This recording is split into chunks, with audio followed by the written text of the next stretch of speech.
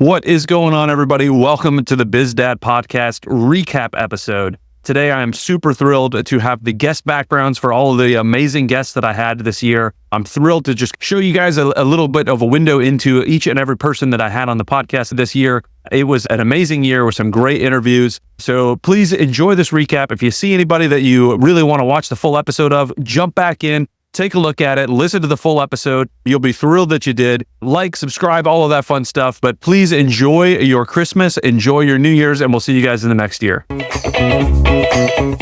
I am very excited and honored to chat with Adrian Hale today. And a father, entrepreneur, another military veteran. So if you can introduce yourself, tell us about your family, and then tell us about your business. Thanks for having me on, Adam. And thank you for your service as well. I am Army, actually former Navy cook turned Army EOD, Army's bomb squad, military bomb. And now, after my injury, I'm an entrepreneur. I've got a couple businesses with my wife, the Hale. She's been with me since 2015. We've got to meet three awesome boys. One, Kimura, is 13 years old and from a previous marriage. And we've got identical twin toddlers who are 5 years old. I wonder why, who are identical twins, because I shouldn't be the only one who's confused. But they're incredible kids, so much fun, and an amazing challenge to be their dad. All totally unique and incredible ways. And it's funny how I know they're identical twins, but they're nothing alike to me. Being totally blind and almost totally deaf, I've gotten to know my boys as they grow up in very unique ways. So it's very funny when anybody says they can't tell them apart, because they couldn't be more different. Yeah. So I want to rewind your story a bit and learn a little bit about what it was like for Adrian growing up. Tell me about your father, what it was like growing up with your parents, and then maybe even your dad's dad, if you know a little bit about the history there. Sure. Yeah. I didn't really grow up alone. My dad, my folks were divorced when I was 8. And I grew up in Akron, Ohio, within almost like a Norman Rockwell. Living in the suburbs and outside Akron, and I loved it.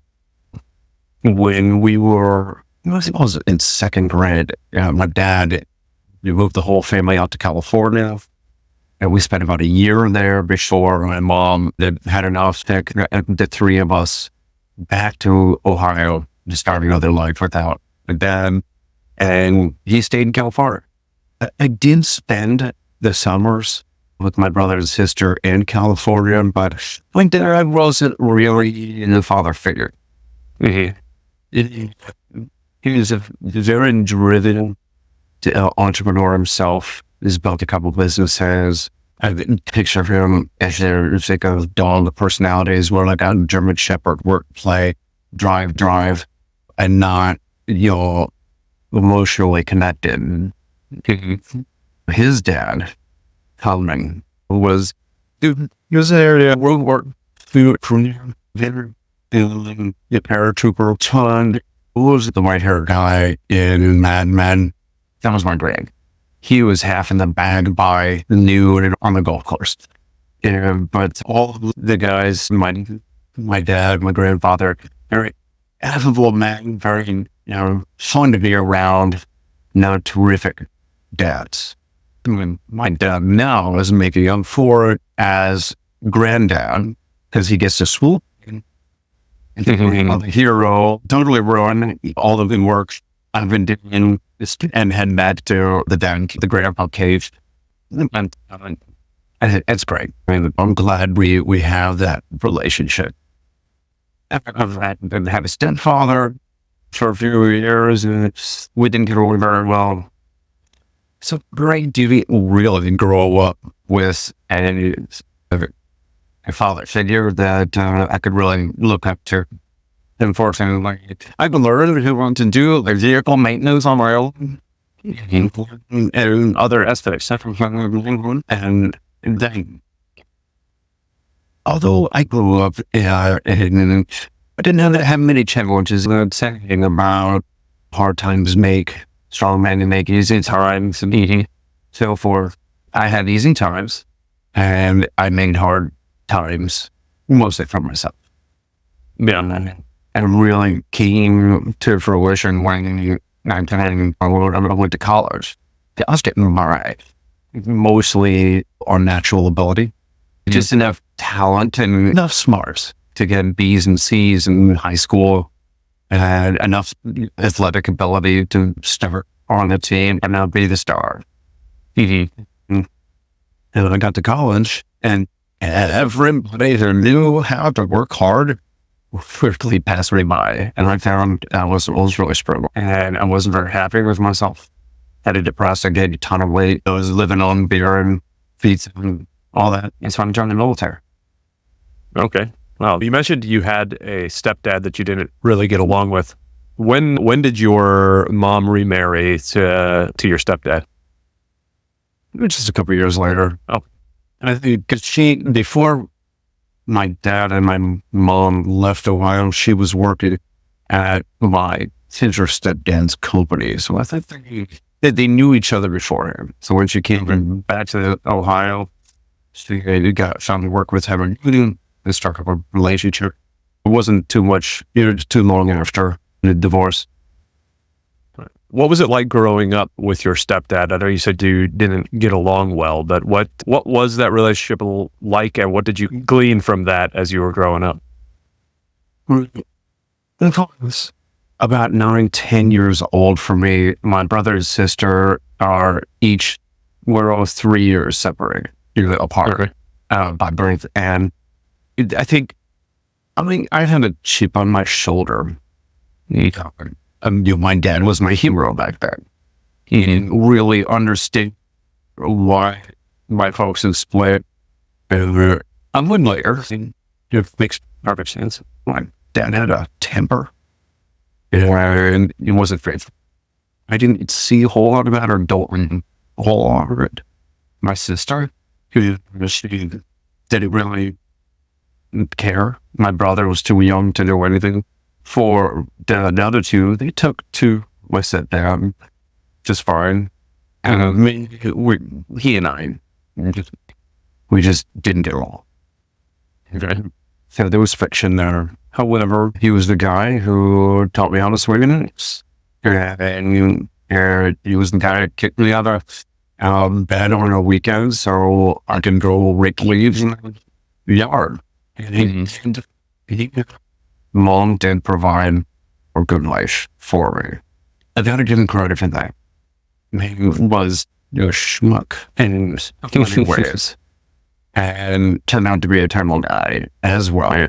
He and my mom both owned the businesses that later on he created. And he actually was later arrested for tax evasion and embezzling from his own company and all that kind of stuff. So ruined my mom's credit, left her without it.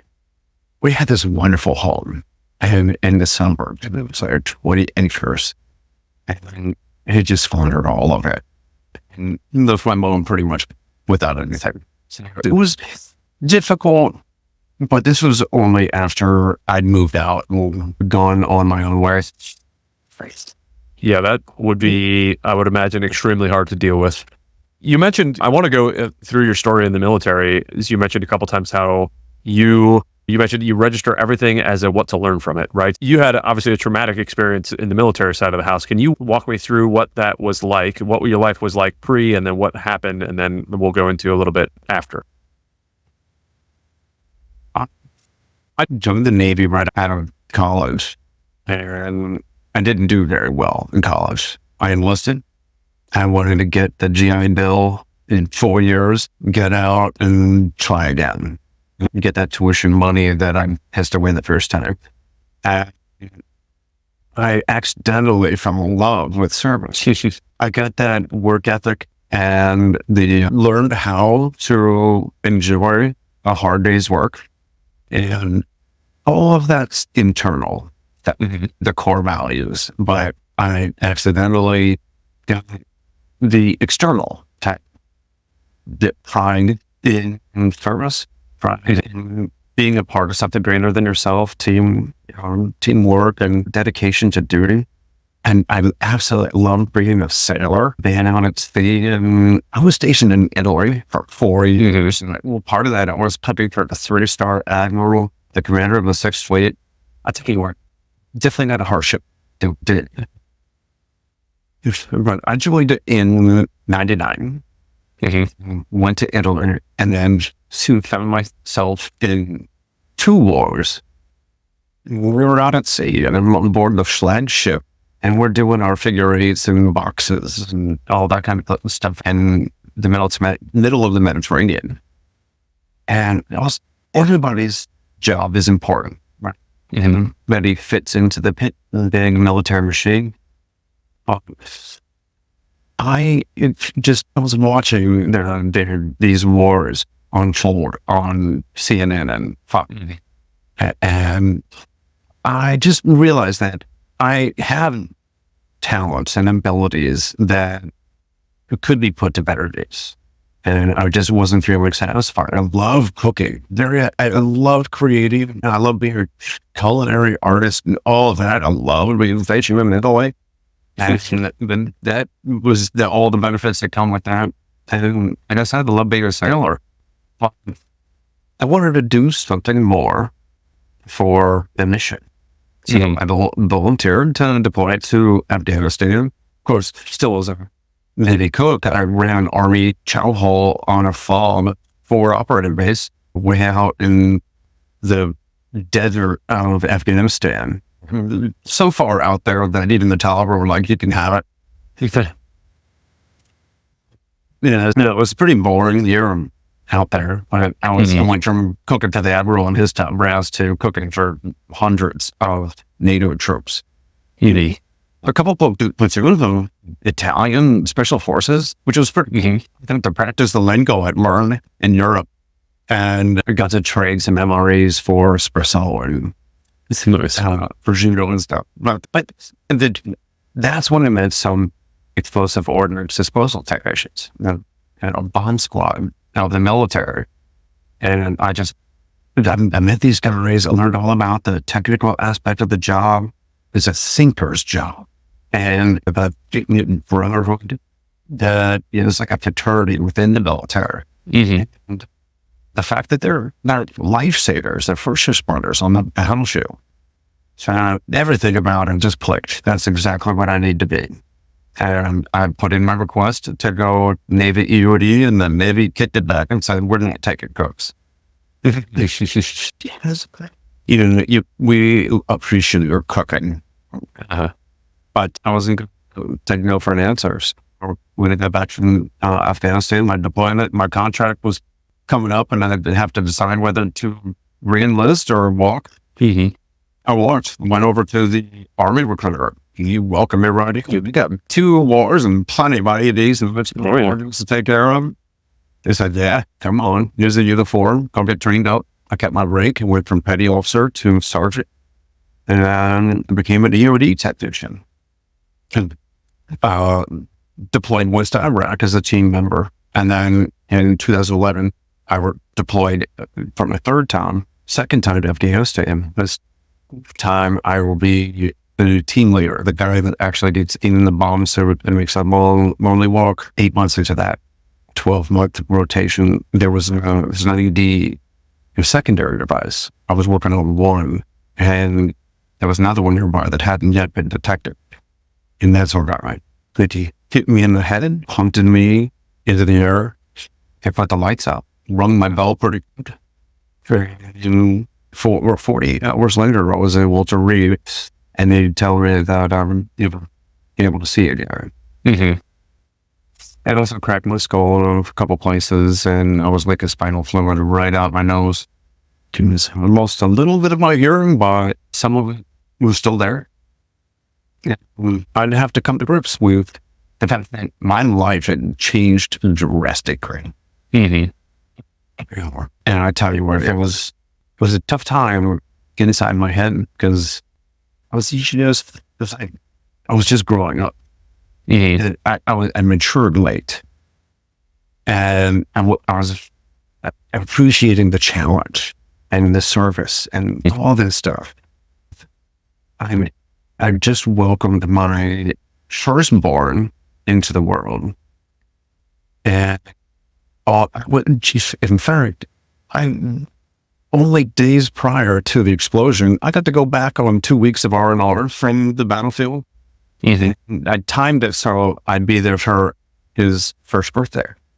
Wow. So I got to see the whole family for Thanksgiving. I got to see my son turn 1.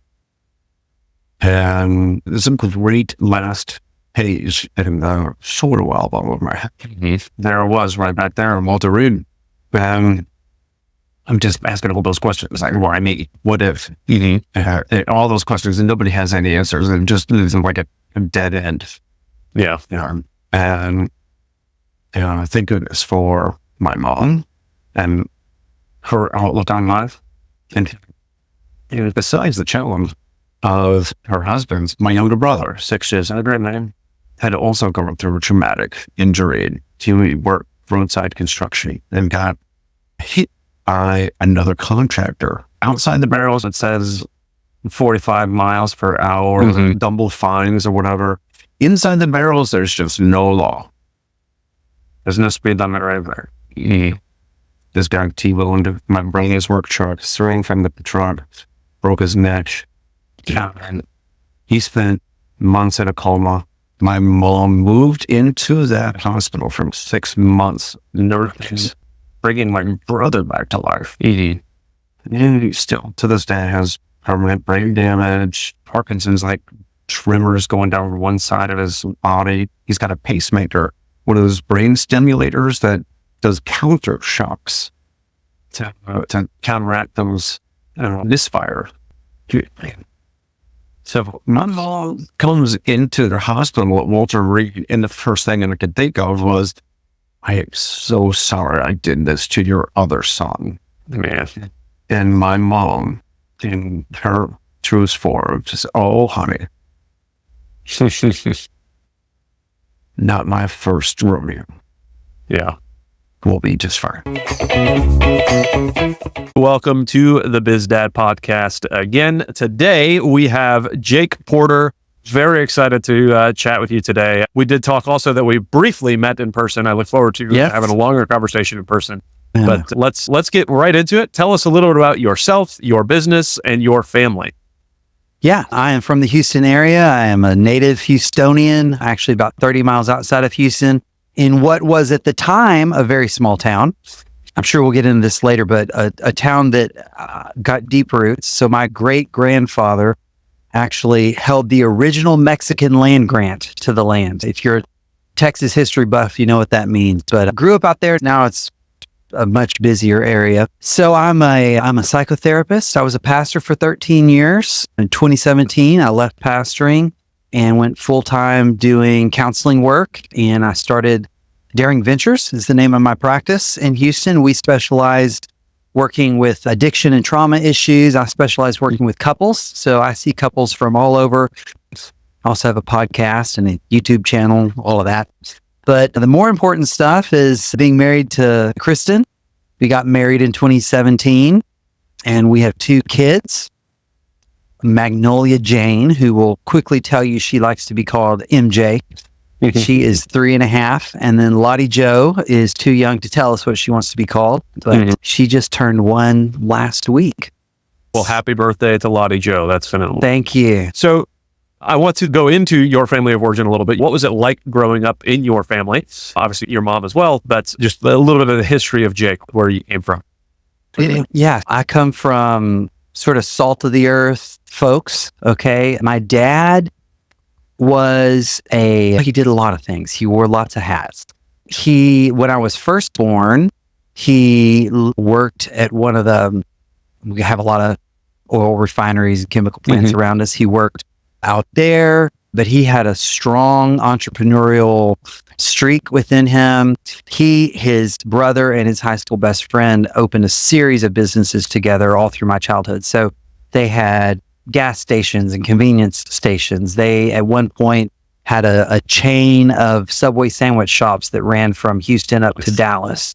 He had many warehouses at one point. He had a pizza restaurant at one point. He was always buying land. Jake, they're not making any more of this. Not making any more of this. So I watched my dad create.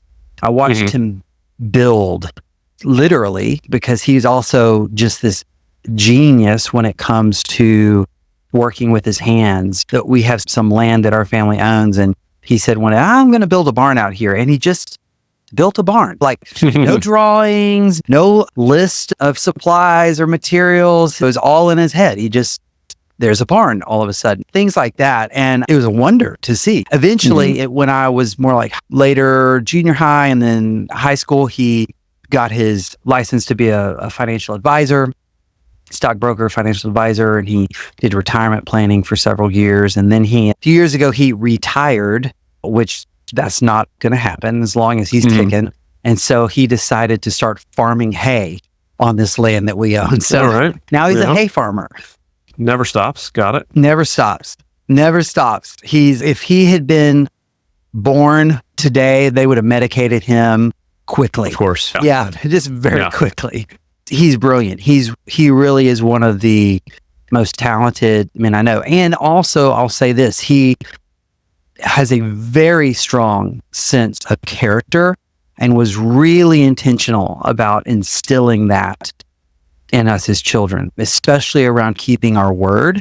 If we tell someone this is going to stay between us, then it's going to stay between us, that kind of thing. Very service oriented. He had a lot of employees who were lower income folks, I'd say, working in his restaurants and that kind of thing. And I watched him be so generous during the holidays, making sure their kids had a good Christmas, making sure they had a good meal for the holidays. And yeah, that was my dad. My mom, I'll mention her. She was a school teacher, public school teacher, and also just very devoted to her work and really also devoted to us as children, like really making sure that we had what we needed and wanted us to have what we needed to have so no one was picking on us or teasing us and that kind of thing. Yeah.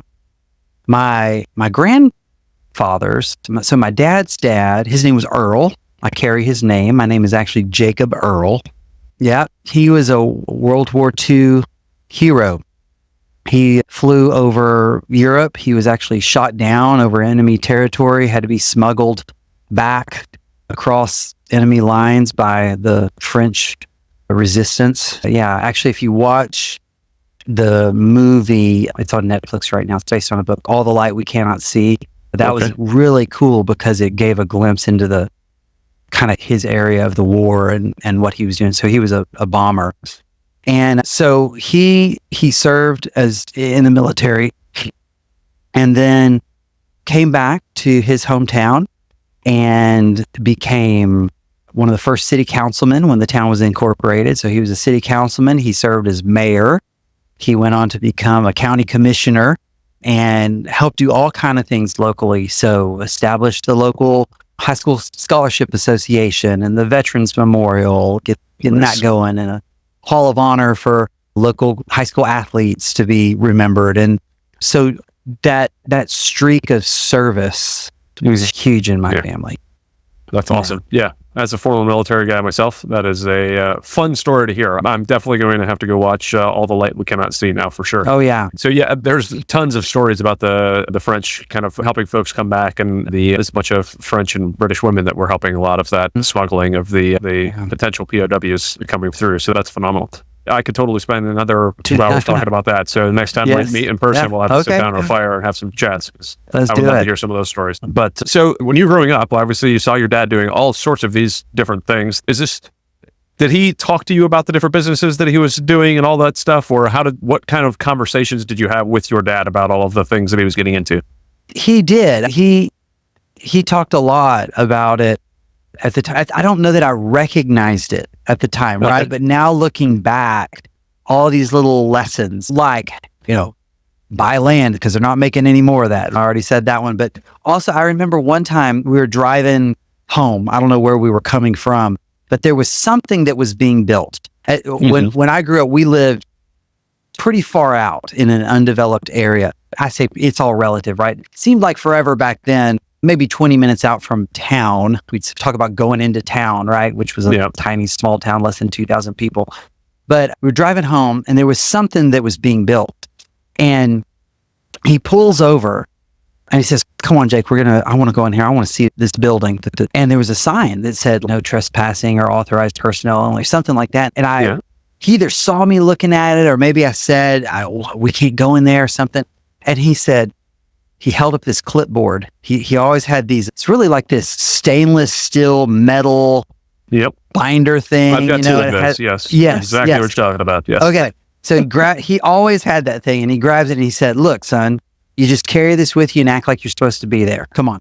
And it was like, oh, Bill, that's what you do. And we go in and he's like inspecting this building and he's looking at it. And when he had the mini warehouses, I remember us pulling in again, driving home from somewhere or driving to somewhere from home. But they were halfway between town and where we lived. And he said, okay, we're going to drive through here. We're going to count locks. You look on your side and I'm going to look on my side. And every time you see a combination lock, I want you to count it. And then he was figuring up what's the revenue going to be that month? How many units are rented out? And he was explaining that to me. Yes, I saw him work. I would be with him and I would see him working and he would bring me into that process often. Yeah. Interesting. So how does one grow up with a dad that's doing all of these different entrepreneurial ventures and go through all this stuff? How does one then become a pastor? Okay, that's a good question. So I used to tell myself. Why I asked it. Yeah, thank you. Yeah, excellent. You're very good at this. You've done this before. Here's the story I used to tell myself. Okay. Oh, when I was younger. The story I told myself when I was younger was, I'm more like my mom.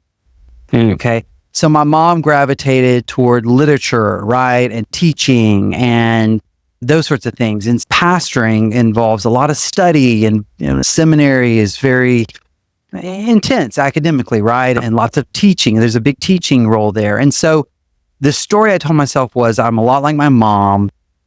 And I did feel a sense of calling to being a pastor. Also, it just so happened that I was filling in as like the summer intern at the church the summer between my junior and senior year of college when our pastor resigned. And my dad was the chairman of the personnel committee at the time and said, do you want to preach for a week or two until we find an interim? And I ended up preaching the whole summer. And people were like, you need to send your resume in. And so I did. And because I felt like they wanted me to, I had to, hero child, right? Like they need me. Oh, they need me. Yeah. That's how I ended up there. Here's what I know now though, is that while my skill sets in the more obvious ways are very different from my father, I couldn't build anything. I'm not constructing anything from wood. Like, I know I can sit here and I can see clients for 1 hour and pay someone to go do it, right? That's my math. So on the surface, while our skill sets may look really different, actually underneath that entrepreneurial, creating something from nothing, leading of an organization, building of a team, I watched my dad do it. Yeah. And I have that inside of me. And pastoring involves that. There is especially... I was actually going to ask about that. Yeah. Especially in a smaller church where a senior pastor is going to be more involved in the day-to-day. There's a lot of management and leadership, hands-on management and leadership. And especially if the church is in a place of transition or wanting to change culture, there's that creative element of creating new systems and vision and all that kind of stuff. And obviously what I do now, I've got a business and constantly adding on to it and creating new programs within it. And I totally see the direct line from my dad to me with that. Today, I'm super excited to talk to Jeremy Cortez. I was amazed by a lot of the stuff you're doing, Jeremy, and I'm really looking forward to chatting about it. A true BizDad for sure. But if you can, Jeremy, please go ahead and introduce yourself. Tell us about your family and tell us about your business. Yeah, thank you so much for having me on. Again, my name is Jeremy Cortez. I have my wife, 2 boys, ages, already 7 and 9 or 6 and 9. What day is it? And I live in the beautiful San Francisco Bay Area. I started my first business when I was 19, and I realized that if I was ever going to work for anybody crazy, it's going to be myself. And so after that, I never looked back. Currently, I have two businesses. One is a photography marketing business, and the other one is on life coaching and business coaching for parents. I like to say that I like to support parents being their best so that they can be the best for their kids.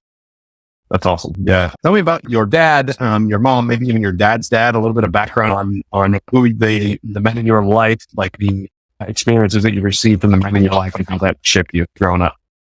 I'm Filipino, and my grandfather, my dad's side, came from the Philippines when both sides came from the Philippines when my parents were like 5 and 6 years old.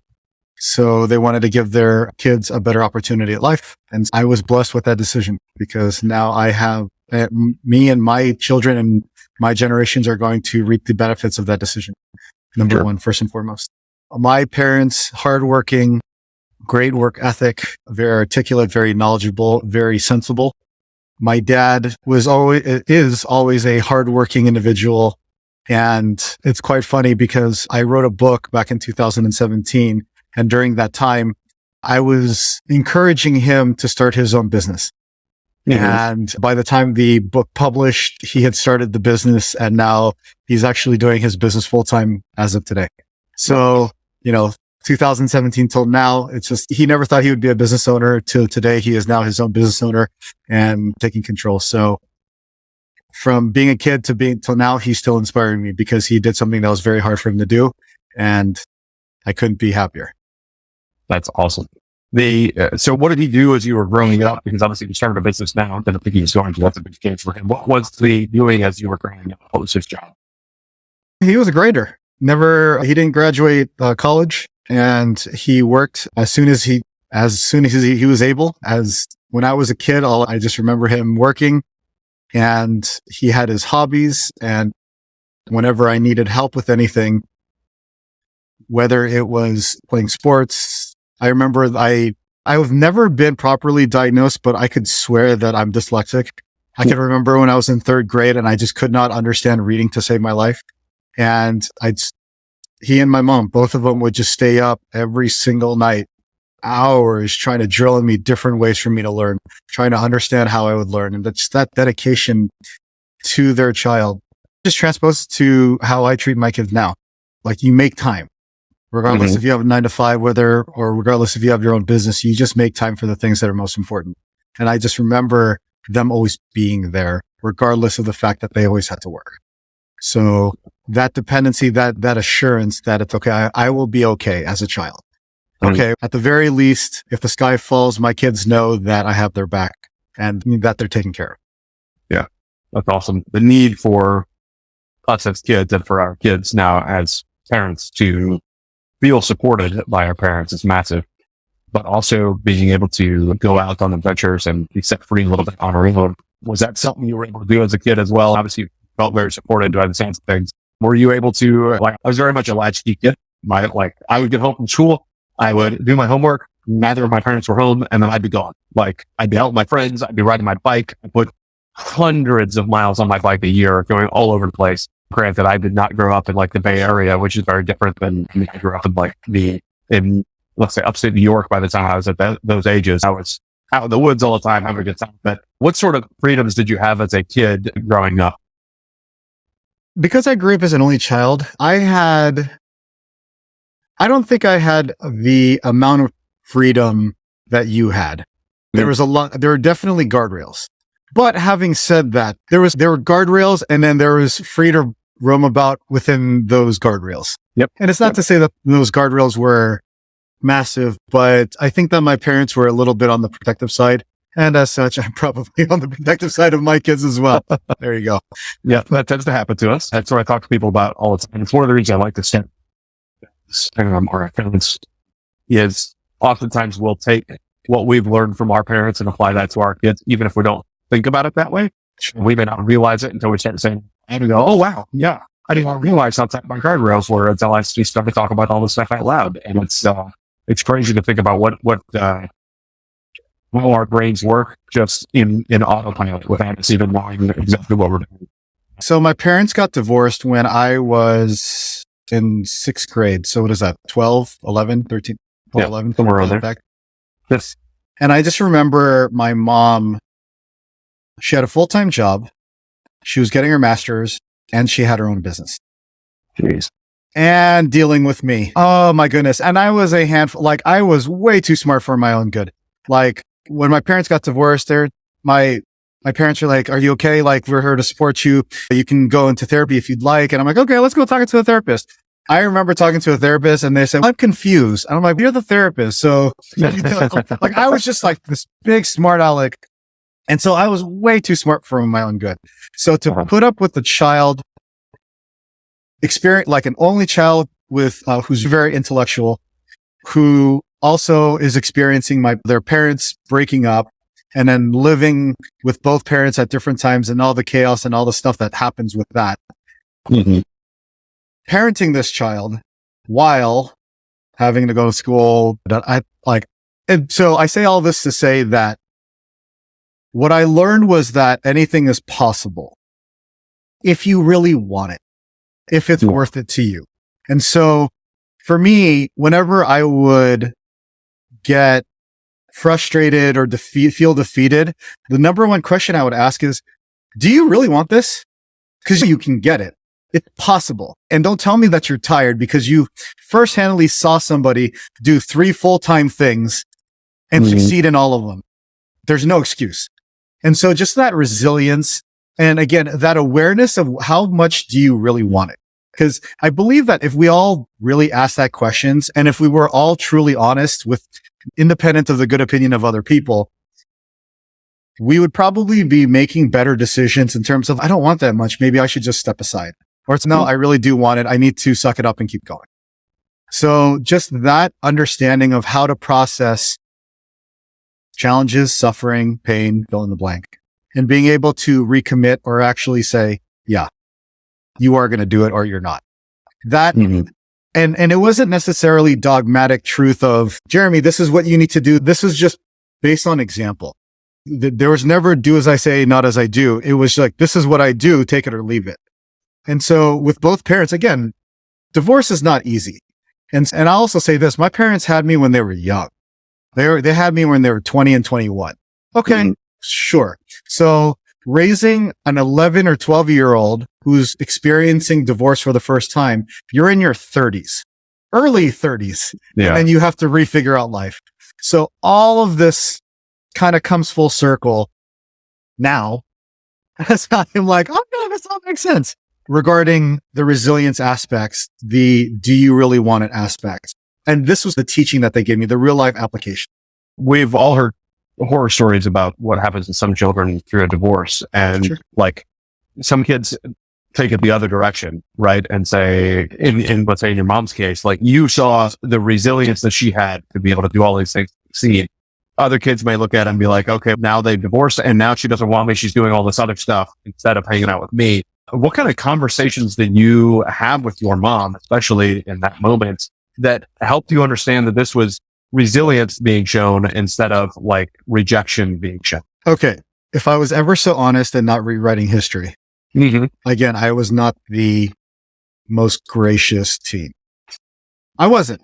I was rebellious at best. I questioned everything. And it was, again, like I said, I was a full-time job. I did not make it easy for my mother or my father. Like I did not make it easy for them.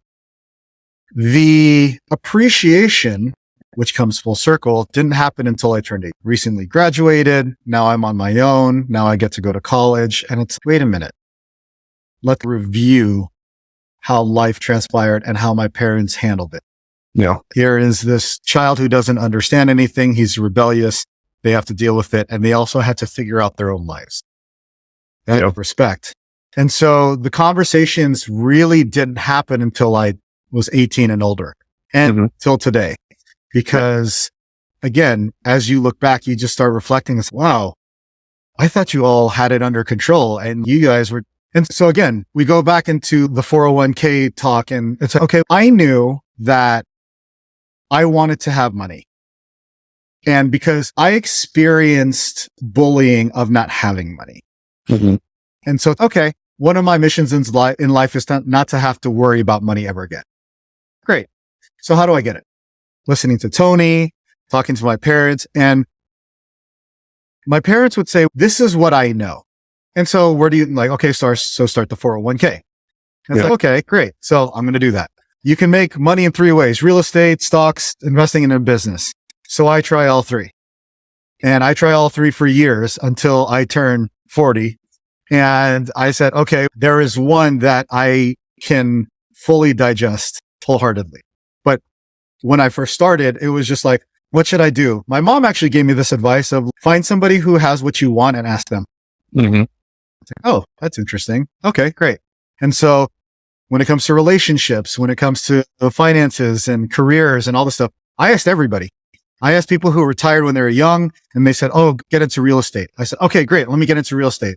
And they said, no, you should get a degree. I'm like, but you got into real estate and you never graduated college. Why would, my goal is to get rich. Why would you, I don't get it.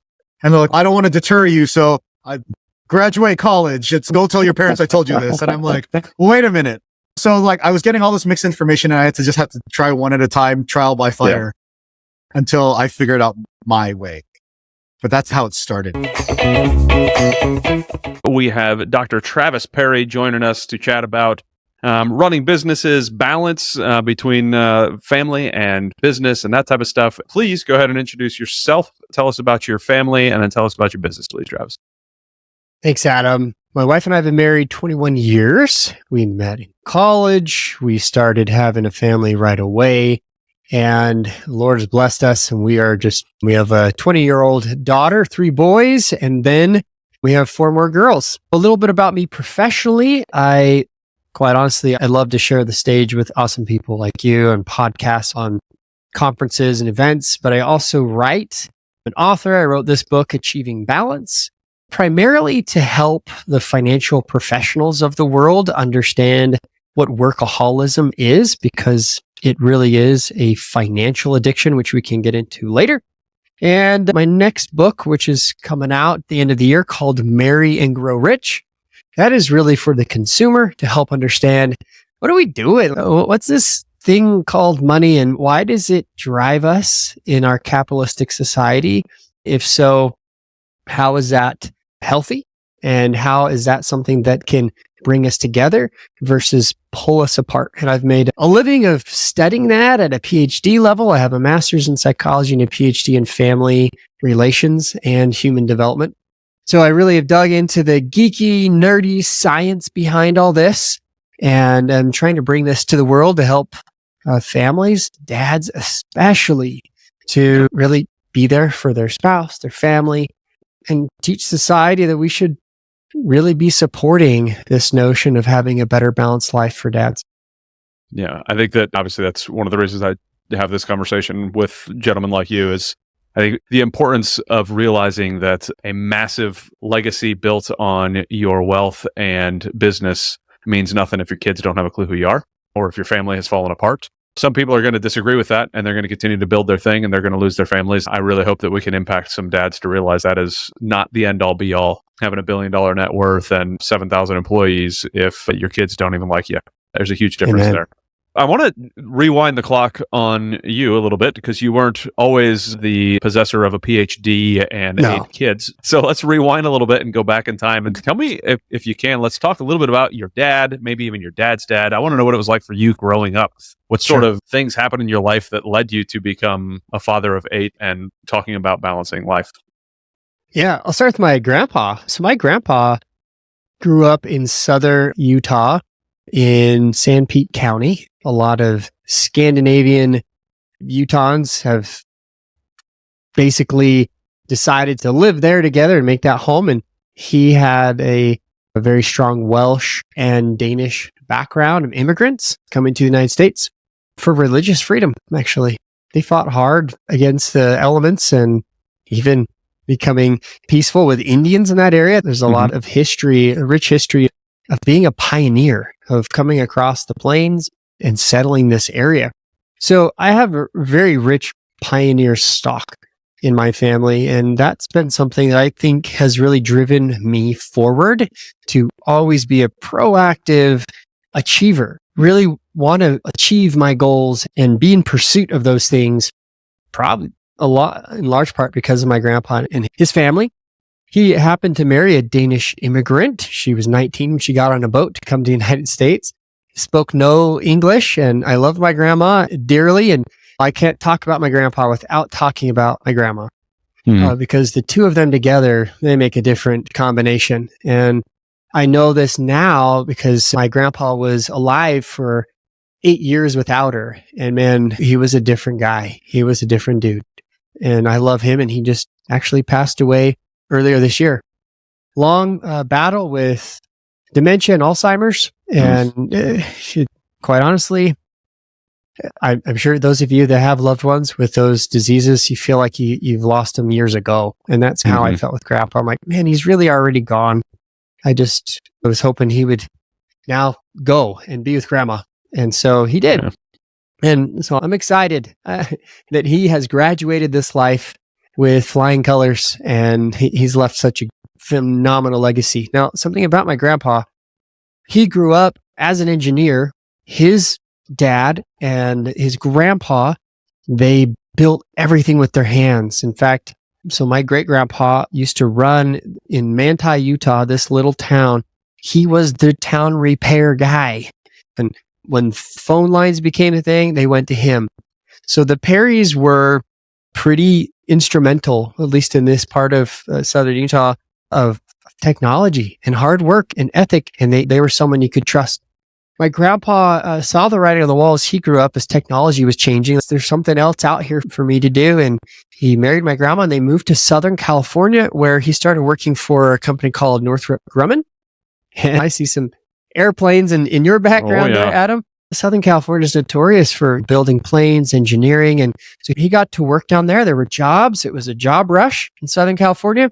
And a lot of people moved down there to relocate because of the jobs. While he was working his way up in various positions, he tapped out. I know this because I interviewed him. I did a life history on my grandpa before he passed away. Years before he passed away, I was very fortunate to live close to him. He said, I got as much education as I possibly could, never formalized through an institution of higher learning, but certifications, education, on-the-job training.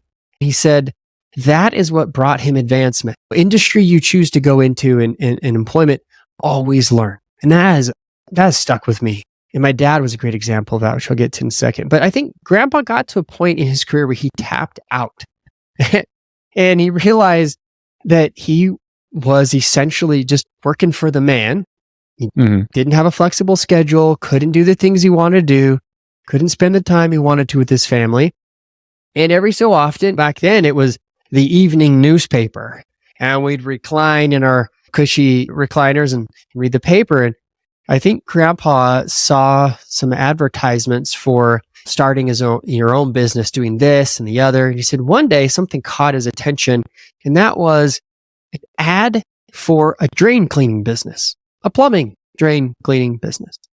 So he called the number, and they said, yeah, we will train you. We will teach you how to start your own business. And there's an investment, and this is what you do. And he made the decision with my grandma that he would actually pull out his retirement. He cashed out his retirement and said, I'm going to be a business owner. And he went for it, dude. He went for it. They've had their plumbing business that has now served several counties, LA County, San Fernando Valley, Ventura, just that whole area of Southern California now for, I want to say, over 50 years. And this is something that not many people can really tout, like they own a family business. But my grandpa jumped into it, but he jumped into it with my dad. My dad was in his 20s and was thinking about going to school to become a doctor when his dad said, hey, I'm starting this business, but I need you. Yeah. Why don't you jump into business with me and we'll do this together and we'll be partners in this thing. And if you want, you can pay for your school. And if you want to go off to school, fine. And my dad jumped into it. He was a young married guy. And I think I was knocking at the door if I wasn't already in the house. So I think he jumped at the opportunity. Nice. And my grandpa and him, started into business. It's one of these where, it wasn't all sunshine and roses. My dad recalls sitting around waiting for the phones to ring, because that's what you did. You waited on that phone to call somebody to call you. And at first you didn't have any clients. And over time, you did really great work for people. They're like, wow, you're the honest plumbers. You're the clean plumbers. You're the on-time plumbers. You're the trustworthy plumbers. And boy, could you make a name for yourself in an industry where people get hosed, contractors. No pun intended. I think that as we look back, and I've looked back over this for years, I was in line to be the third generation for this business. And sometimes I still have dreams that I've taken over, but I spent a lot of time around Amaron Plumbing was the name of the business. And I learned a lot about business, about life from my dad and his dad and my uncles. I learned about what it means to take care of clients, that your name is your reputation. I learned the value of hard work, but also the value of being productive and not just clocking in and clocking out, and how valuable that is for the company. But then ultimately, how to establish a well-functioning service business. That's awesome. Just being around that, it sounds like it was a motivating thing, just listening to being honest, being on time. If that was the type of business that you were running, I remember listening to somebody and they were talking about, if you can own a service-based business and be the person that actually shows up on time, you're already in the top 10%. Like, you're already there, right? So just have good ethics in your service-based business and you're going to do well. It's like a minimum standard that sets you apart. I honestly, I work so much with my dad. He'd be like, hey, come work with me. And of course, he'd pay me. But when I was a kid, I would just go with him because he got me ice cream. Well, probably 39-cent Thrifty cone. I don't know if you guys remember that. Like single scoop Thrifty cone. I work for ice cream, right? But there were times where we would show up in Beverly Hills or Hollywood in these mansions, and my dad knew the code. And he didn't call anybody. He just knew the code, and he would get in. And I'm like, Dad, what are you doing? We go around to the back, and there's this tree, and next to the tree is a box, and there's a key. Can you get that key and come take it? I'm like, wait a minute. Like, when did you become? People trust me. Dang. Yeah. They don't even need to be home. He just goes and does the work, leaves the bill, they pay, and it's a win. When you can show up and be trustworthy. That goes such a long way these days.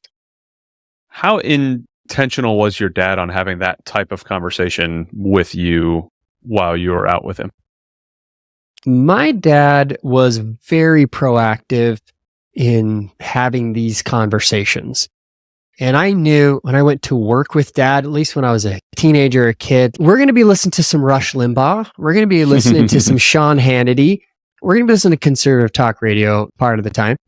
And then he's going to talk to me about world events. He's going to talk to me about politics. He's going to talk to me about my life and my girlfriends and family and my goals. And I saw that as his one-on-one time to interview me and talk to me. And it wasn't just working for Dad. A lot of times it was just, you know what? I haven't talked to you in a while, son. Let's go to work with me. So you can be my helper. I can see how you're doing. And we had a whole day together. I wouldn't say that it was always a blast, but man, over time, over like literally decades of him doing this with me, I would even come to visit as a married guy. He's like, hey, you want to go to work? Now I feel bad about saying no and I want to relax because those lessons now are ingrained in me. My father was 49 when he passed away. Wow. He had a heart attack and died on a mountain bike ride. He didn't sit next to the TV and waste away his hours. That man was always working hard. He was with his family. He was serving in his church.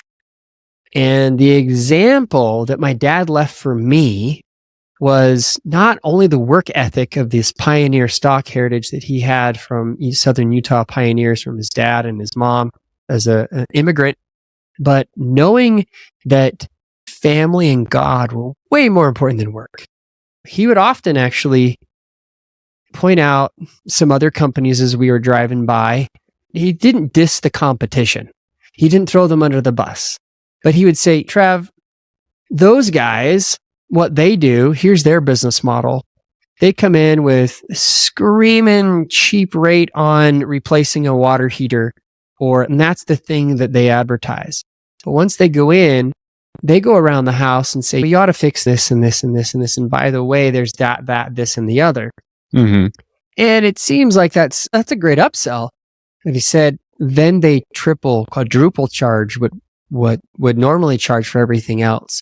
And again, big corporate kind of mentality is like their ratings and reviews are here. They're way down here.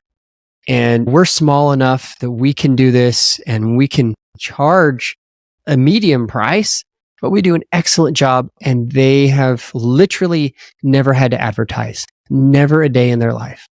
And for my dad to teach me these lessons, I didn't know that it was going to be in such a short period of time.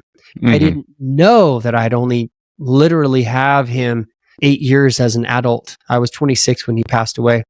He didn't just work with me. He played and he served. I served in the church with him. He brought me with him to activities. We did service for people, and he made sure that if he wasn't the one organizing it with Boy Scouts of America or something else, that I was involved with great leaders and mentors. And he would often come on those trips, even if he wasn't leading it out, just to be an involved dad. One time we got to go to Baja, California for a out of the country experience. Boy Scouts, back then it was a good thing. Nowadays, you don't even need to talk about where they've lost their way. They just have lost their way. They're not even the Boy Scouts anymore. They're not even this. They're just scouting America now. Yeah. I have my Eagle badge. I was able to earn that back when that was actually legit, but I've thought about just sending it back, but it's not worth my time. He instilled values that I think are important. And the trail that he was riding the day that he died, I had ridden that trail with him literally hundreds of times. Almost every single Saturday, we'd hit this, what was called the Chumash Trail, which coincidentally is where I did my Eagle Scout project in those hills on that trail. I knew exactly where he was when people described the trail because I'd ridden with him hundreds of times. And, we mountain bike together, we camped together, fish together, we'd hike together. My dad wasn't just, hey, I need to go hang out with him at work, but he made time for his family. He made time for God.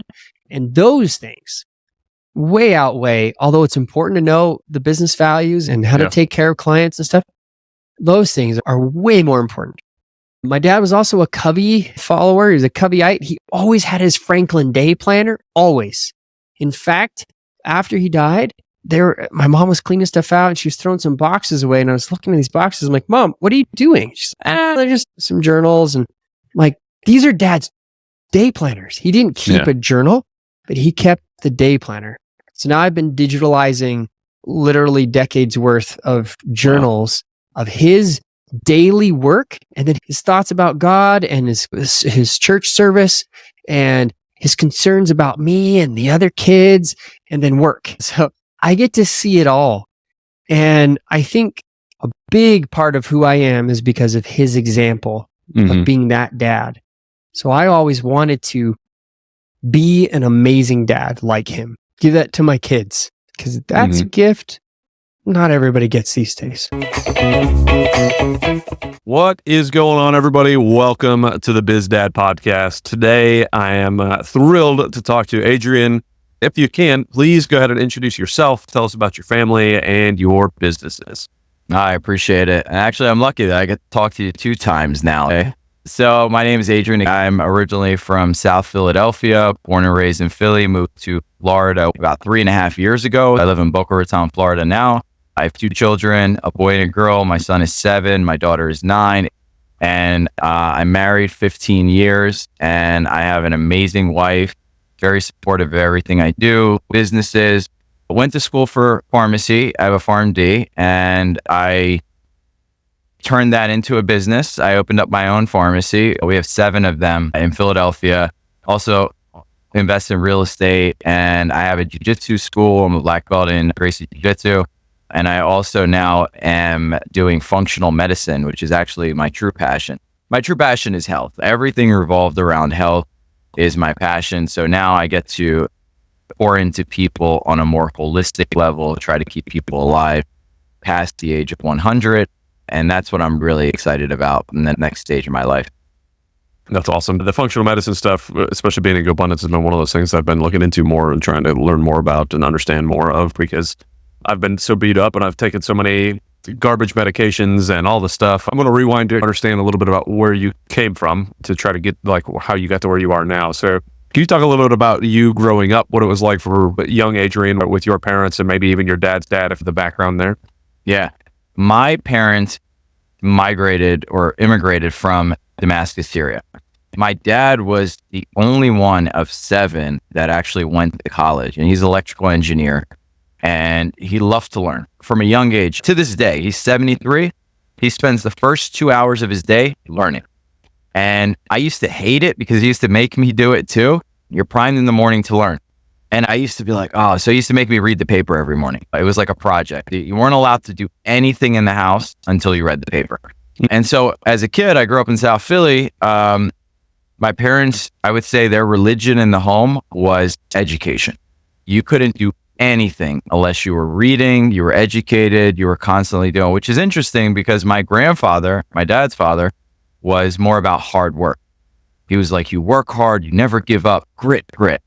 And my grandfather died at 78 in Damascus.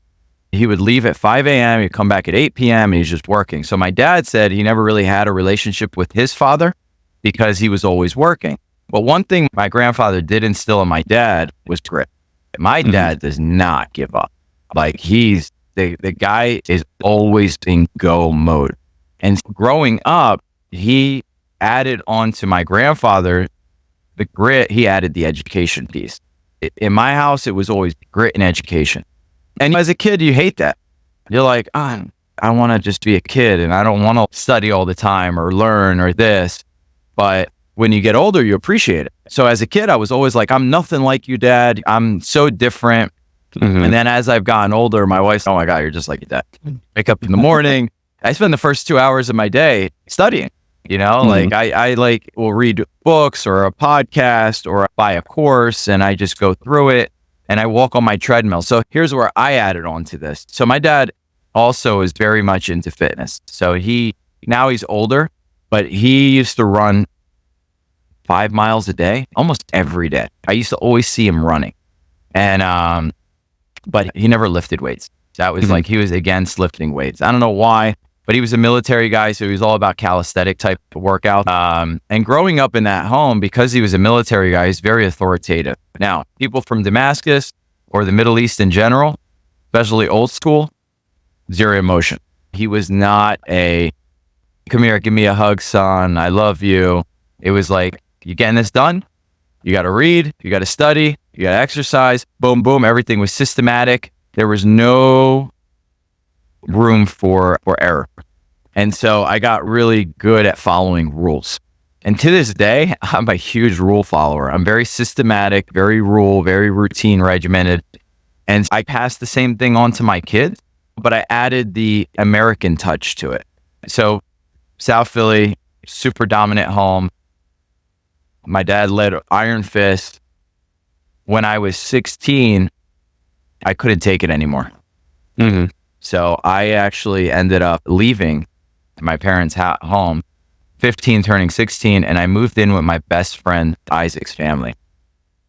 Amazing people. These people, like the wife was the working wife named Sue Bideau. She's written numerous books. And the father was a stay-at-home father. Now here's where it's an incredible story. These guys have 2 biological kids and 20 adopted children. Wow. Okay. Yeah. Insane. Their whole mission in life is to help as many people as they can. Their son, Isaac, him and I have been best friends since I was 13.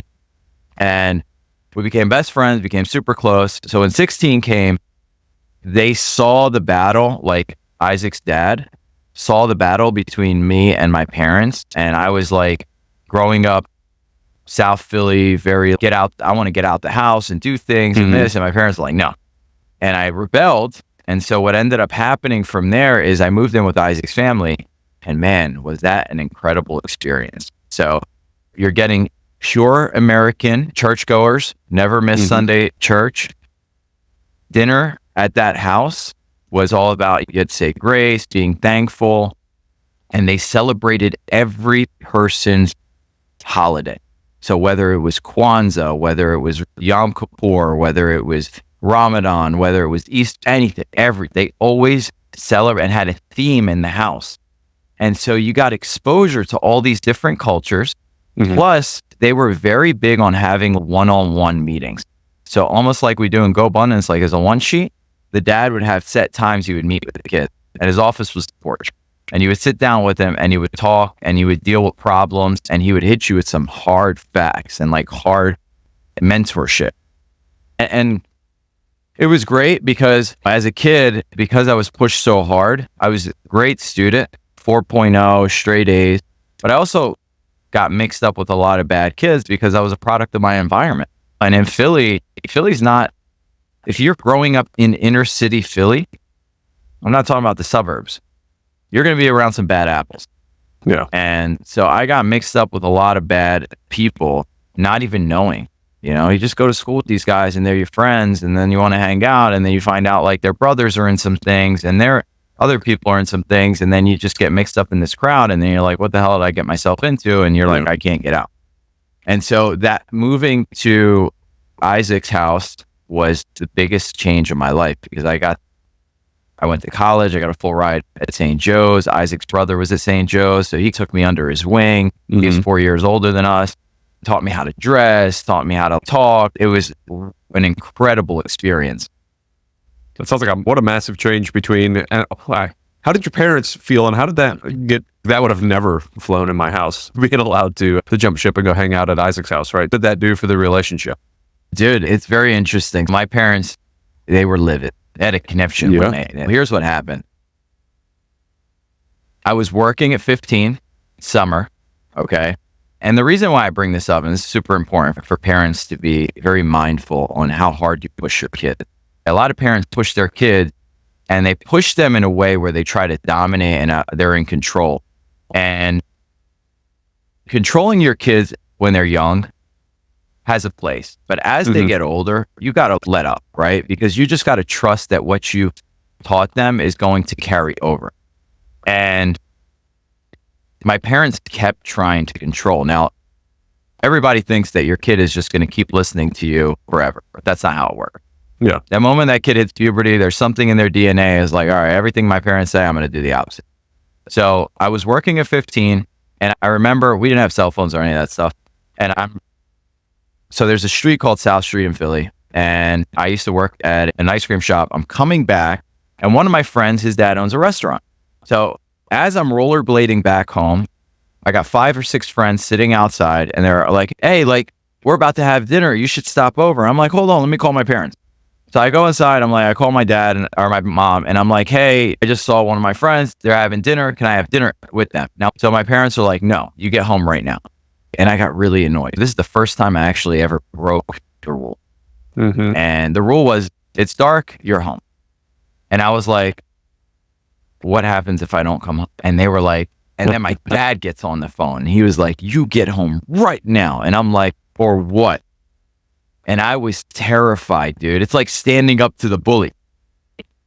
And he starts going crazy. I broke his word. So what ended up happening is I didn't tell him where I was. And I did not go home that night out of fear of their reaction. So this is why I say you got to be really careful with kids is if they're terrified of you, sometimes they're going to react out of that fear. So I was so afraid to go home that I didn't go home. And I didn't go home for 3 days. And I went, and my mom is losing it. She's looking everywhere, and she's this and that. And I went to another friend's house, Dan, this guy, Dan.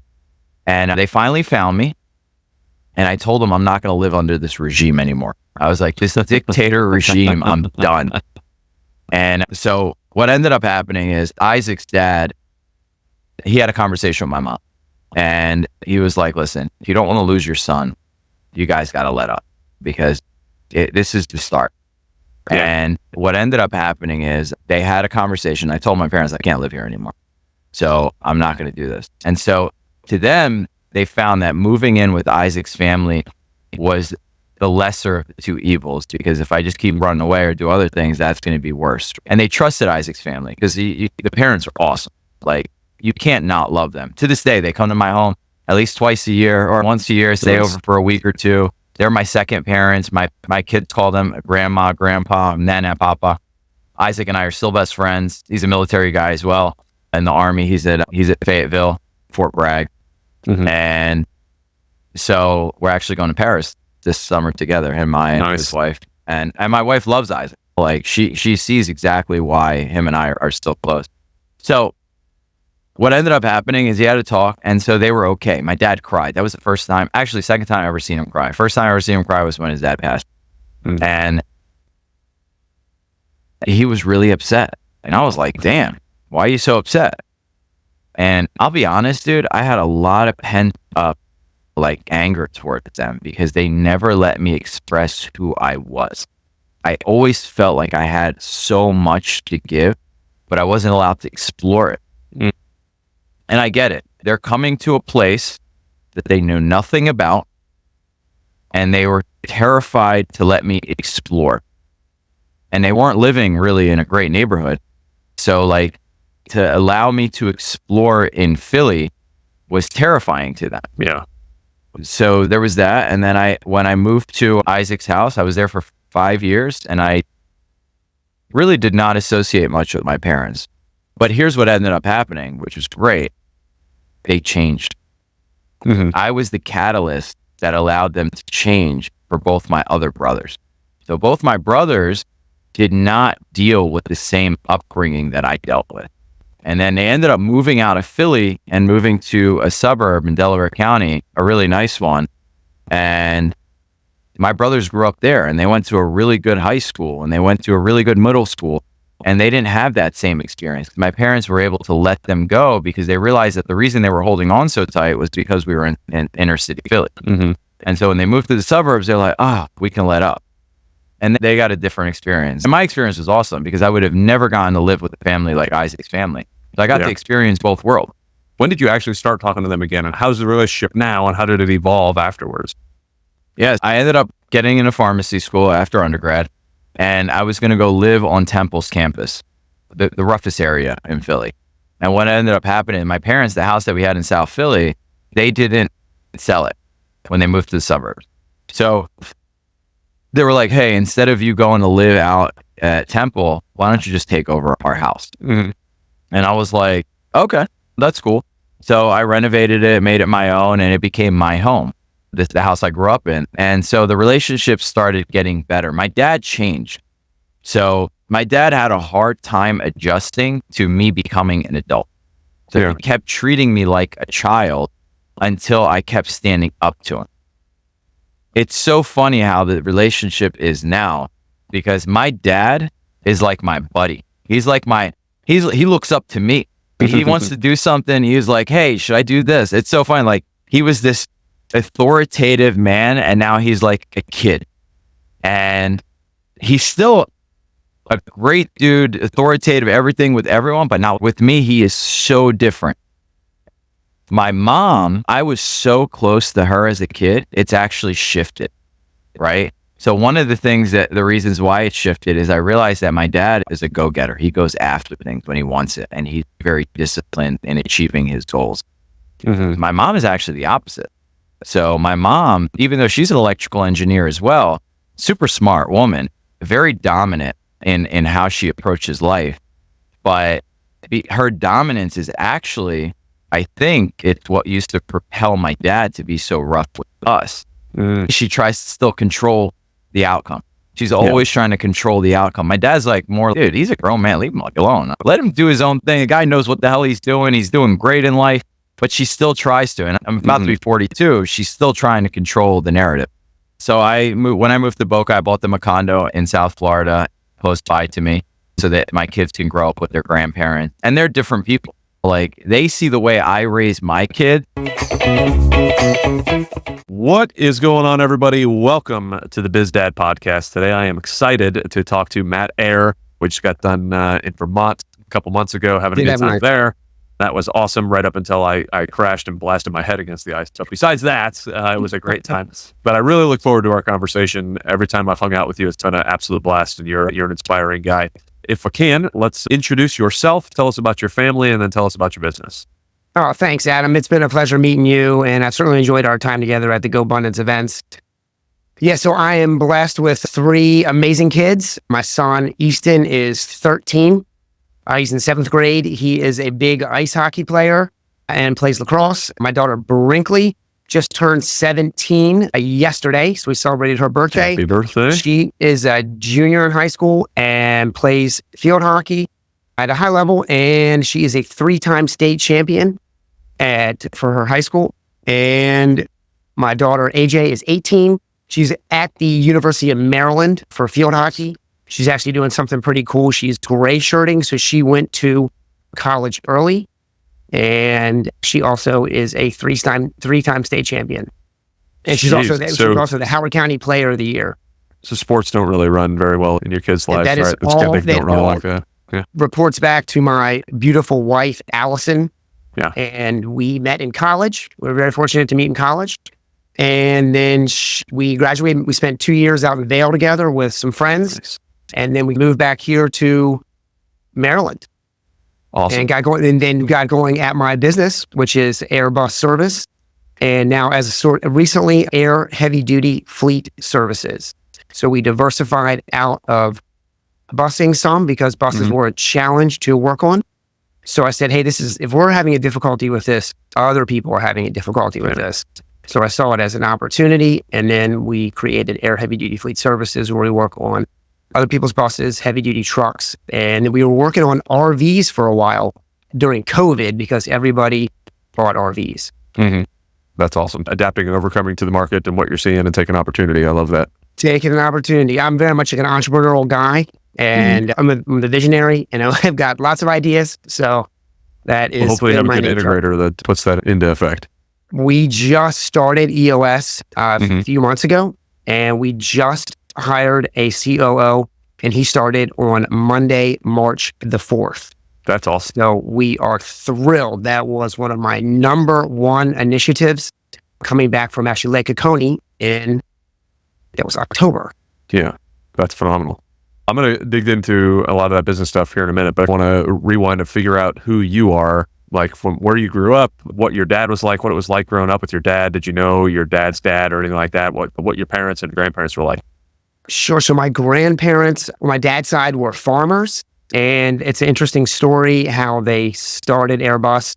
My grandfather was actually a dairy farmer, and he drove a milk truck around and would actually go to all the other dairy farms in the area. He would pick up all the milk and then drive it to the milk, whatever the plant was called for the processing. And he would have to carry all the milk off the truck to the plant and back and forth and back and forth. He said, this is a lot of work, but he really liked driving. So he said, if I drive a bus, the cargo can get on and off the vehicle without me having to do anything. And so he bought one school bus. It's an interesting story. I won't get into all the details on that, but they bought one school bus back in 1947. And then here we are over 75 years later with a fleet of 30 motor coaches and looking to continue to grow and diversify. We did have COVID, of course, was awful on us. And we finally come out of COVID and we are in full swing and we are in growth mode and we are trying to make a real impact here at the business. Yeah. That's awesome. I did not realize this. You're the 3rd generation running this. I don't think I knew that. I may have, but I don't recall knowing that. So if he bought one bus in 1947, when did your dad jump into the business and how did all of that continue to work as it was growing? Sure. So my dad, they grew up, at the kitchen table was like in the house. The buses were parked in the backyard and my grandfather was the mechanic And my grandmother was on the phones and doing the scheduling, and the drivers would come into the kitchen table and get their orders. And so you were very much, my dad and his brother were cleaning the buses and driving the school buses. And so my dad has a story. He didn't have much of a college experience, so he would go to the University of Baltimore he would go do a school bus run in the morning, go to college in the middle of the day, and then come home and do an afternoon school bus run. And he always tells that story. But that's what that life was like growing up there. Okay, so he got involved into it pretty young and was just very young. Through it. Did he stay? My dad continued to. They moved from the original house to built a big corporate headquarters here in Glen Elk, Maryland. And it was a 6-acre parcel they developed, and we have a nice big corporate headquarters now with a big garage. And then they also diversified and built a shopping center at the same time in front of the Airbus headquarters. And so that was a great opportunity for my dad, because he built several shopping centers after that. And that's probably what, if you would say, what is my dad most proud of? It's the 4 shopping centers that he built. Awesome. Yeah, that's incredible. So was your dad a part of the family business the entire time? Did he go off on his own for a little while and come back, or how was that for him? Great question, Adam. My dad and his brother were in the business the whole time working. Okay. And up until and so I work with my brother, Brad. And so we work very well together. We have a very harmonious relationship, which is great in the office, very positive. We both had different skill sets. And so my brother and I work very well together. And one of the initiatives this year was business succession planning. So all the ownership got transferred from my dad to my brother and I. And so my brother and I are now 50-50 owners of the business. So that was a big initiative this year as well. Get the ownership transferred and all the papers. That's awesome. Yeah. So is your dad not a part of it at all anymore, or is your dad still? That is correct. As of January 1st this year, 2024, the final piece was transferred. The final paperwork was signed. Yeah. And now he gets to just sip Mai Tais and enjoy some retired life. He spends a lot of time he spends his time in Naples, Florida, and it's beautiful and warm. And he's very good at working on his health. And so my dad loves health. And so he's down there exercising every day and playing tennis and being in the sun. So I'm very happy for him and very proud that he likes to work on his health. He wants to stay healthy. So keep active. That's awesome. And that's, especially after retirement, that's going to be extremely needed, because so many men, after they retire, they just lose focus. They lose their ability to continue on. They lose their mission, and it goes downhill from there. If he's focused on his health and enjoying life, then that makes a huge difference. He certainly is.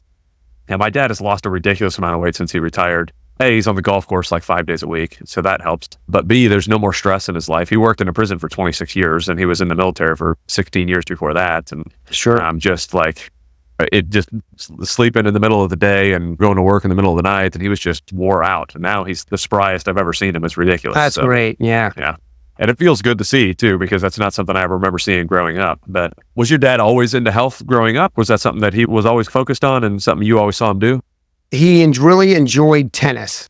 Okay. Tennis and skiing were his favorite hobbies for sure. We had a tennis court at the house, and he and my mom both played a lot of tennis and still do. Have graduated a little bit to pickleball, but still play a lot of tennis. And that was the big sport growing up for us at the house, was tennis. Awesome. Yeah, the pickleball down here in Florida is a game changer. It's ridiculous how many people play pickleball down here in Florida, especially in the retirement communities. But so I remember you mentioning, I think on the pre-call or in the notes, you were talking about your annual ski trips with the family. How was that? Do you remember that starting as a young kid, or was that like, when did that start, and how did that kind of affect your thought process? Sure. Our family ski trips were probably the most fun and most looked forward to activity of the year. We all were on the same school, so we all had the same break, and we would go to places like Deer Valley and Beaver Creek, and skiing very quickly became my favorite hobby. And so those trips I would look forward to them all year, and we would be with the family, and it would be beautiful. And normally we had some other friends and families that were out there, so those were always a good time. And one thing that I'm really proud of, one of my bucket list items for my life, I was like, I want to go helicopter skiing. And so when I just got out of college, before we had kids, I said, this is going to be it. I'm probably not going to be able to do this once kids and work start. And so I got to go. We booked a trip to Whistler, and I said, Dad, you're coming with us. And I got my brother Brad to go, and we had one of our other good buddies was there, and my brother-in-law was there, but he's an actor, and he got pulled away to do an audition, which is unfortunate. But we had one of my most cherished photographs is we went helicopter skiing in Whistler with my dad, my brother Brad, and a good friend of ours, Jim. And to this day, we have that picture still. My dad still has it proudly displayed at the house. There we are in front of this big yellow helicopter with beautiful background, the helmets and the gear, and it was certainly a trip of a lifetime. And I'm talking to my son now, who is 13, about he obviously loves skiing too, and he's talking about wanting to go helicopter skiing one day. So I certainly look forward to that. That's awesome. Yeah. And when you join a group like GoBundance, that becomes an opportunity that can happen almost every year. So guys are doing big things. Yeah. Yeah. We've done that. That's something I've been wanting to do, but I tend to be a rather broken guy. So my fear is always if I fall, if something goes on, and one of my terrible injuries act up, I'm on the backside of nowhere. I'm like, I don't mind taking the helicopter in, but I really don't want to take the helicopter out because that's where it's a bad route. The helicopter in is fun. The helicopter out usually sucks. Not so good, right? Not so much.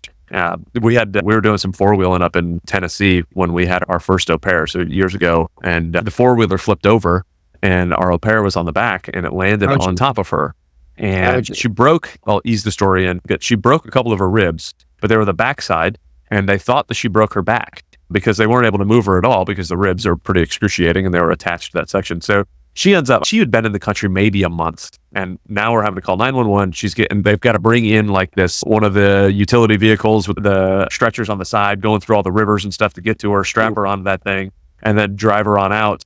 And then they have to pick her up in a helicopter that lands on an overpass. So the helicopter lands on an overpass, they load her in it and fly her away down to Knoxville. And I was like, oh my gracious, welcome to America. Like this is quite a story. So we load all of our stuff in and chase her down the highway to get to the hospital because nobody can go with her. But so when I think about back skiing like that and jumping out of a helicopter, I'm like, the drop off is fine, but you bring out the orange and yellow helicopter to pick me up, it's going to be a bad day. I don't need that.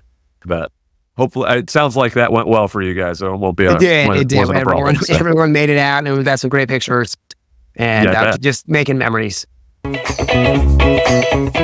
I'm excited to chat with Mike Wilson, and another fellow military veteran, law enforcement officer, entrepreneur, real estate guy, opening his business. I'm super excited to dig into because he just got approved for a 51 locations in a 5-year time frame for his restaurant. I can't wait to talk about that a little bit. But first, Mike, if you can, go ahead and introduce yourself. Tell us about your family and tell us about your business. Good morning. My name is Mike Wilson. My family consists of a beautiful wife, Pamela. I have a 19-year-old son named Ethan, a 17-year-old son named Noah, and a 7-year-old daughter named Kennedy. It's quite a handful, very outgoing. That's my family life. We all live in Midlothian, Texas, which is a little bit south of the Dallas-Fort Worth area. And we're super happy and super excited that I recently retired from law enforcement. Yeah. And I have a lot of spare time to do family stuff. I'm trying to help out with some things I couldn't do with a 44-hour-a-week job. But now I'm willing to dedicate everything to future family empire growth and helping the family in any way I can. I love it. Yeah, that's awesome. I want to dig into the family a little bit more, but tell me about your businesses as well. So I currently own Blue Mint Thai and Asian Cuisine in Mansfield, Texas. We're in the process of opening up 2 additional local locations, one in Midlothian, my hometown, and one in Arlington, Texas, where I was a police officer for 17 years. And we did sign a national franchise agreement. And just to correct you a little bit, it's not a contract for 51 locations, but our concept is projected to hit 51 locations. There we go. In 5 years. So it might land at 40, it might land at 20, it might land at 75, but just based on our competitors and the concept we're going with, this company has worked with Jimmy John's, Jersey Mike's, Costco, Ford dealerships. So they're well versed in the franchise game. That's awesome. No, I don't know much about the franchise game, so I'd love to dig into that a little bit. Sure. Learn a little bit. That's gonna be cool. Similar to you, I am a real estate investor, ex-military. I have done I didn't apply for a job with ADPI, but I was on the verge of getting into that world. Yeah. Because I love what you guys stand for and how you help out military members to get into passive wealth. I recently subscribed to an oil drilling investment in North Texas. And one of my Go Bros in my Go Pod, we are teaming up, teased up the GP, but we're doing a 60 unit complex in South Dakota as well. Nice. And that's going to be a development? It's an existing apartment complex. And nice. yeah, so it's a value add. Very nice. I love it. Yeah, apartment buildings, value add, you're talking my world for sure on that one. So I want to rewind the clock a little bit, learn about what it was like for you growing up. Tell me a little bit about like your dad, your mom, maybe even your dad's dad. And I'll throw this over to set the stage like I usually do is when we start to really understand who our parents are, it helps us establish why we're doing some of the things we're doing. So I always love to dig into who your dad was and what did you learn from him as far as being a dad? What did you learn to not do? What did you learn to do? That type of stuff. So if you can, just tell me a little bit about what it was like for you growing up.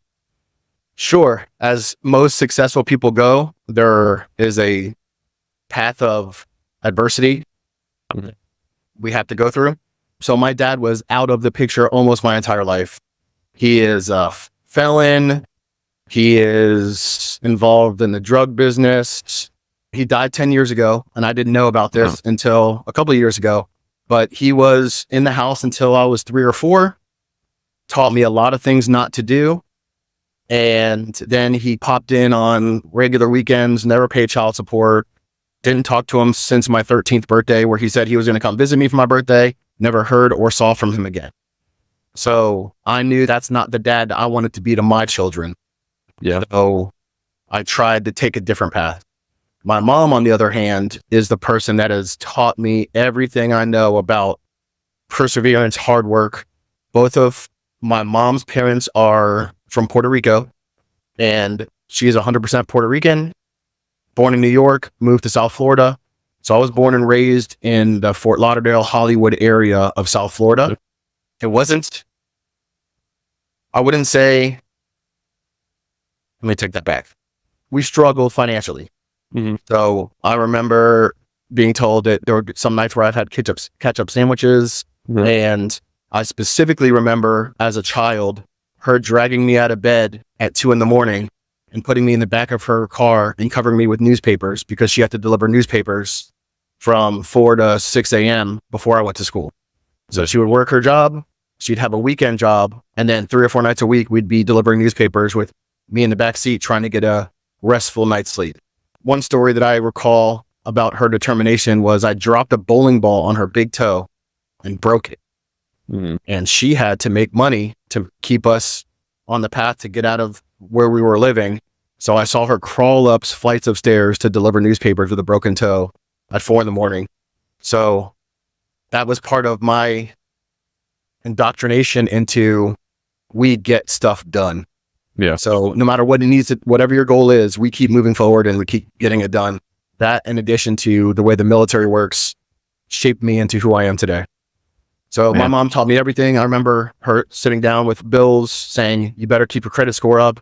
I don't care if you don't have lights or gas for a few weeks, but you better keep that credit score up. So I've always been a person afraid of using credit until I get into the rooms with the right people, teaching you how to leverage other people's money and that kind of thing. Yeah. So my mom, at the earliest possible chance, moved us into a small townhouse in a more affluent area in Cooper City, Florida. And I think that changed the trajectory of what my life would have been to where it is now. Wow. That is, when we go through crazy things in our background, it's one of those that a lot of people can either, and I say this over and over again, you either run so far away from that and you're like, I learned a ton of resilience, I learned a ton about this, or you just go right down that same exact path and say, I guess this is just what we do. This is what Wilsons have to do. And it just doesn't, I desire strongly for my kids to do better than me in every single way. And it sounds like that was what your mom's desire was as well, is to help you learn from her on how to be smart with your money, how to be wise and determined and driven and all of the stuff. So what did she grow up? How many brothers and sisters does she have? She has one sister and one brother. Okay. One was a 20-year Navy vet during Vietnam. He was on the boats almost his entire career. And then her younger sister lives in the same area in Florida, and she is a teacher's aide.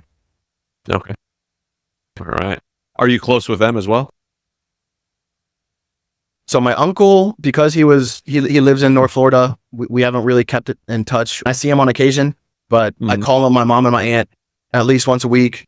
Like, we are very tight knit, even though the extended Puerto Rican family is very large. We don't keep in close contact with them, but our immediate family, we do vacation together. We do as much as we can.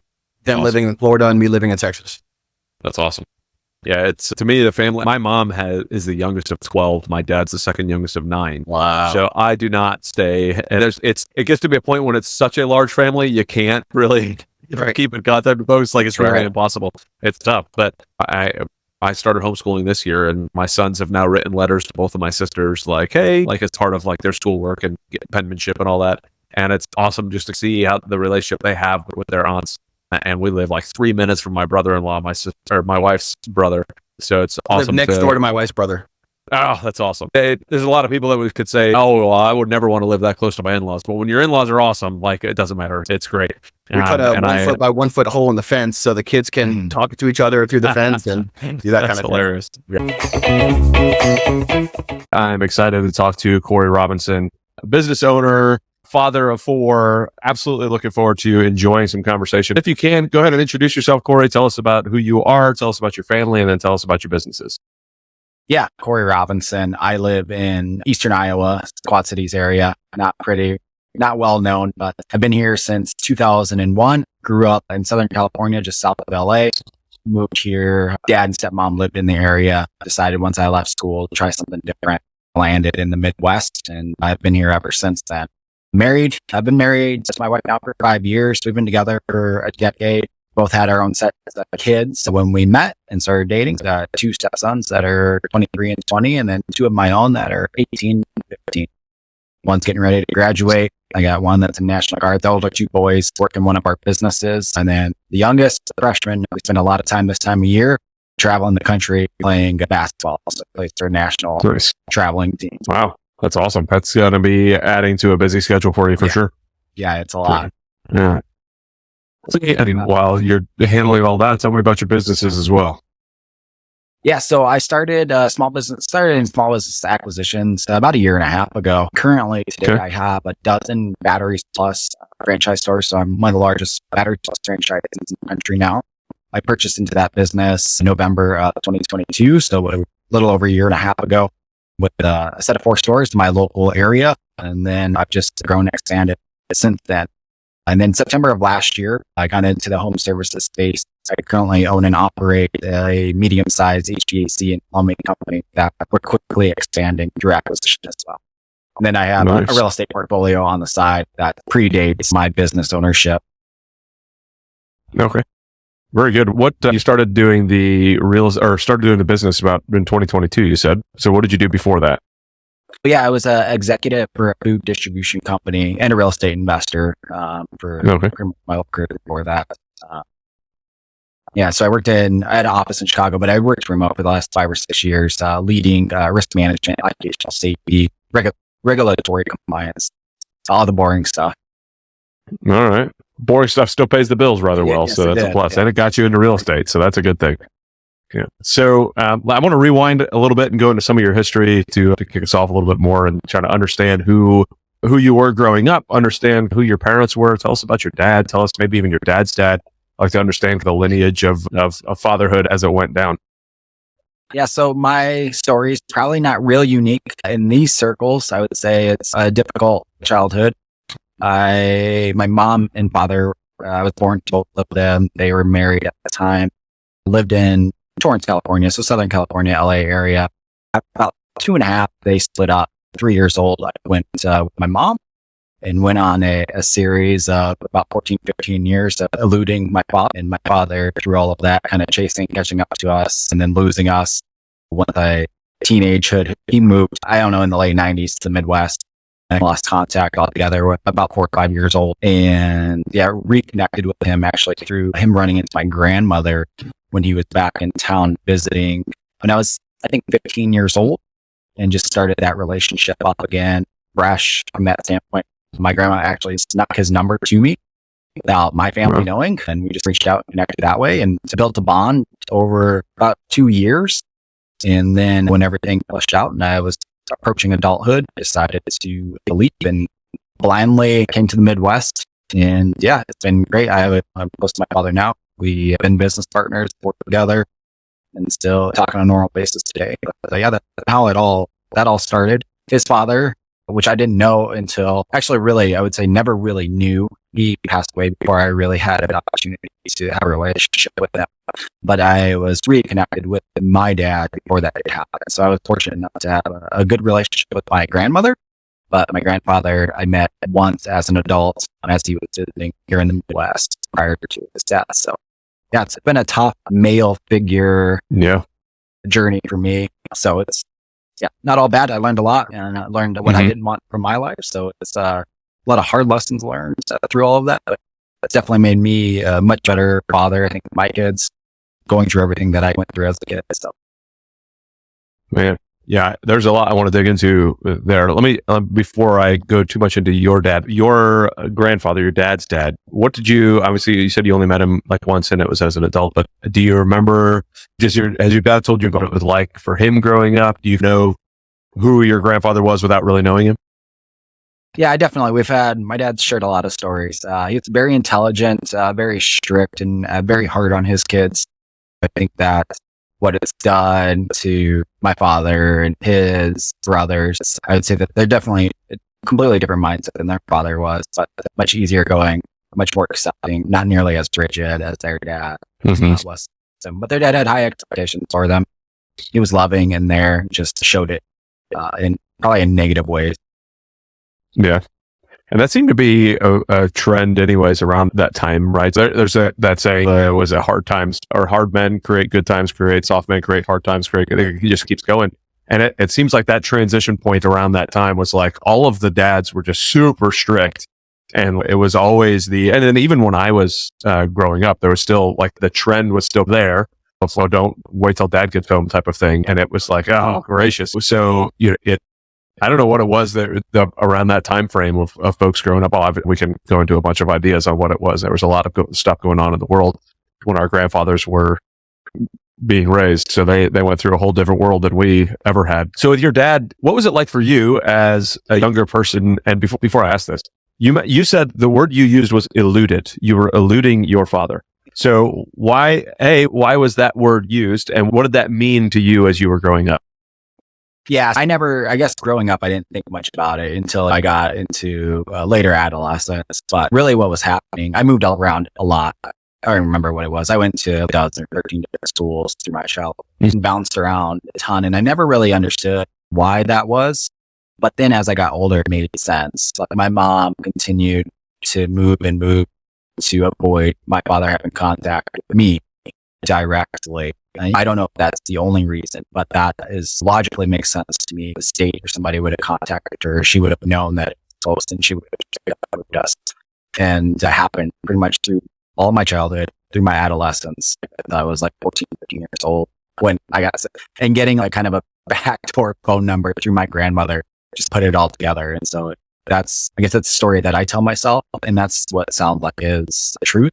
All the variables to why that would be done, who knows? And I've stopped trying to guess at what it might be, but that's my estimate. That was my next question was the why behind it, right? Because you just mentioned the state even notifying your mom of stuff, so then you'd move again. Was there bad blood behind that led to the it almost sounds like running away as opposed to just like trying to avoid? Yeah, I think for my mom, there's some emotional connection to me when I was a kid. The opportunity for me to be lost in that situation, had it come to heads, it makes a lot of sense. And so for her, there was probably didn't want to lose me and didn't want to risk losing me, knowing in the back of her head that was a high probability just to be the kind of parent she was. So what does it define what kind of parent she was? What did that mean to you? So I grew up on welfare. I found out that my mom had been using meth when I was 14, and one of my older friends let it slip, and all of the light bulbs just went up. And that makes so much sense. I'd sneak in the house at 3:00 in the morning, and she'd be up messing with the computer, doing weird things at late hours. Yeah. Okay, this doesn't make sense. You're up when I get up to go to school.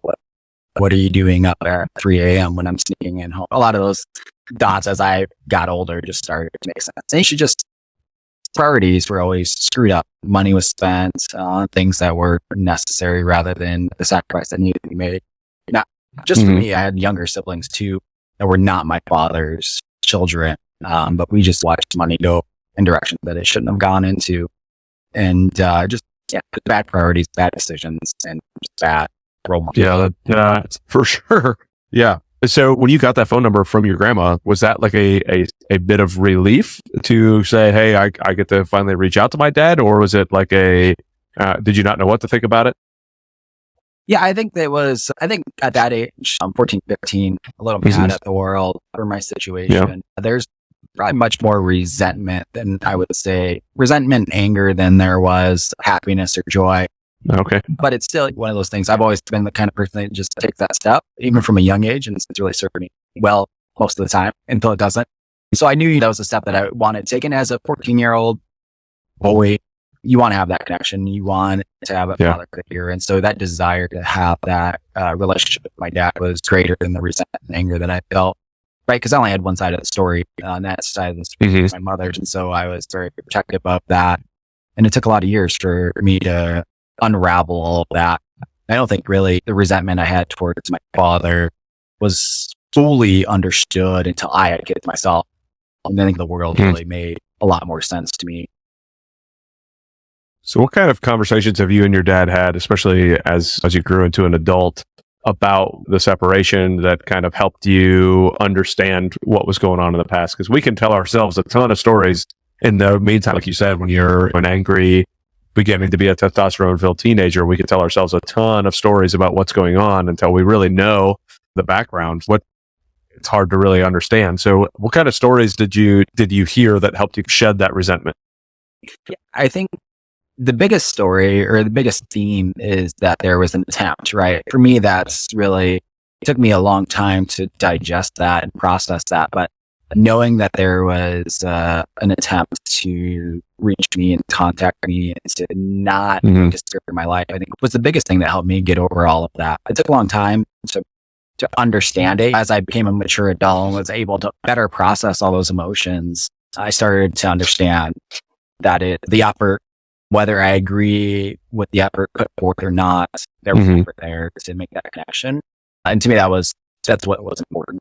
We talked a lot about his life growing up, I think, which has helped give me insight into who he is. We talked about when he would visit the activities that he would engage in when he was in California, trying to find me. And then knowing that he had read to my grandmother and they colluded to get a phone number to me in secret, just all of those things. As I got older and rationalized it just all made sense. All the dots connected and I realized, okay, he was trying. He didn't abandon me. He wanted to be in my life. He resents not being in my life. And it's just, I decided at one time, just let it go and focus on what I have today, which is a really good relationship with my father most of the time. If we're not business partners outside of that, I mean, it's really great. I am super excited to talk to Michael Newborn today. For those of you who have not listened to episode 27 with John Ballinger, that was a phenomenal interview. And Michael is partners with John on their podcast. But Michael, if you can, please go ahead and introduce yourself. Tell us about your family and also your businesses. Yeah, thanks, Adam. As you mentioned, John Ballinger is my partner in crime on a podcast that we host. And we've been pursuing that for the last 6 or 7 months. It's been a lot of fun. But honored to be here and share a little bit of my story. John and I have significantly different backgrounds. Him spending many years in the military on the Marine Corps and me coming out of the tech sector after 18 years. It's been a fascinating discussion where there's overlap and where there's not. I've been happily married for almost 19 years now to my wife, Molly. And we have a son who is 7 years old and growing up too fast. We live here in Denver, Colorado. And really enjoy all that Colorado has to offer. That is phenomenal. I want to rewind the life of Michael Newborn and go back to what it was like for you being a kid. Tell me about your dad, your mom, maybe even your dad's dad, and I'll open a little bit of a door. The biggest reason I ask this question all the time is who have already sat there and thought back to how their dad raised them, especially as men. Typically, we either run away from what our parents did, or that's just what we do because that's what we saw. So I like to open that door a little bit to understand kind of your history and maybe even shed some light on how it is that you father now based off of that. So tell me a little bit about who you were growing up and what it was like having the parents you had. Yeah, I have wonderful parents. I grew up in Miami, Florida. My paternal parents got divorced when I was a young child. And then my mom remarried shortly thereafter. I think I was around 6 years old. Who I consider to be my dad today is my actual stepdad. And both of them were hardworking, middle-class parents. My dad owned a hair salon. My mom was a school teacher and did some little odd jobs to make some extra money on the side. And they taught me early on the importance of work ethic and being there, being present as best as you can for kids to help and support them academically in sports and just key learnings throughout life, just to be there as a sounding board and your closest support network to do that. As my dad is a business owner, I learned some of what it takes to be an entrepreneur from his perspective. And he's a great salesperson in his role. And my mom has just been that rock for the family when it comes to some of the softer skill stuff. So it's always been that great balance. Both of them have their strengths and weaknesses, and together, I think they have raised me and my sister to be the people we are today. Awesome. Yeah. What was that like for you at 6 years old, getting a stepdad? Like what was that experience like growing up? And then when did you start to really realize the difference between dad and stepdad? I was so young when all of that happened. There's actually not a lot of memory for me around that. It was just a series of events. And I think my mom and paternal dad, I believe they kept me sheltered from some of what went on that caused that to happen. And because my stepdad, my dad, came into the picture so quickly and filled that role, it was relatively seamless to me, other than maybe some visitation rights that existed for my paternal father that happened, but not very frequently. Okay. Yeah. It's one of those that you hear either horror stories or amazing things about stepdads who kind of step in. What do you think it was about? I'll just call him your dad because that's how you refer to him. Your dad stepping in that role. What was it about the way he handled that led to you just saying that that's my dad? There's no ways around it, because I've seen some horror stories, as I'm sure you have as well, of stepfathers coming in. It's just very different. Yeah, I think a lot of it is maybe how he was raised by his dad, and it's interesting knowing what I know about his parents and his dad growing up, who is quite the disciplinarian and could be, I think, verbally tough at times with his two sons. And my dad, I think, wanted to go sort of 180 on that and be a gentler father who was more understanding and more accepting of the mistakes and things that happen as a kid.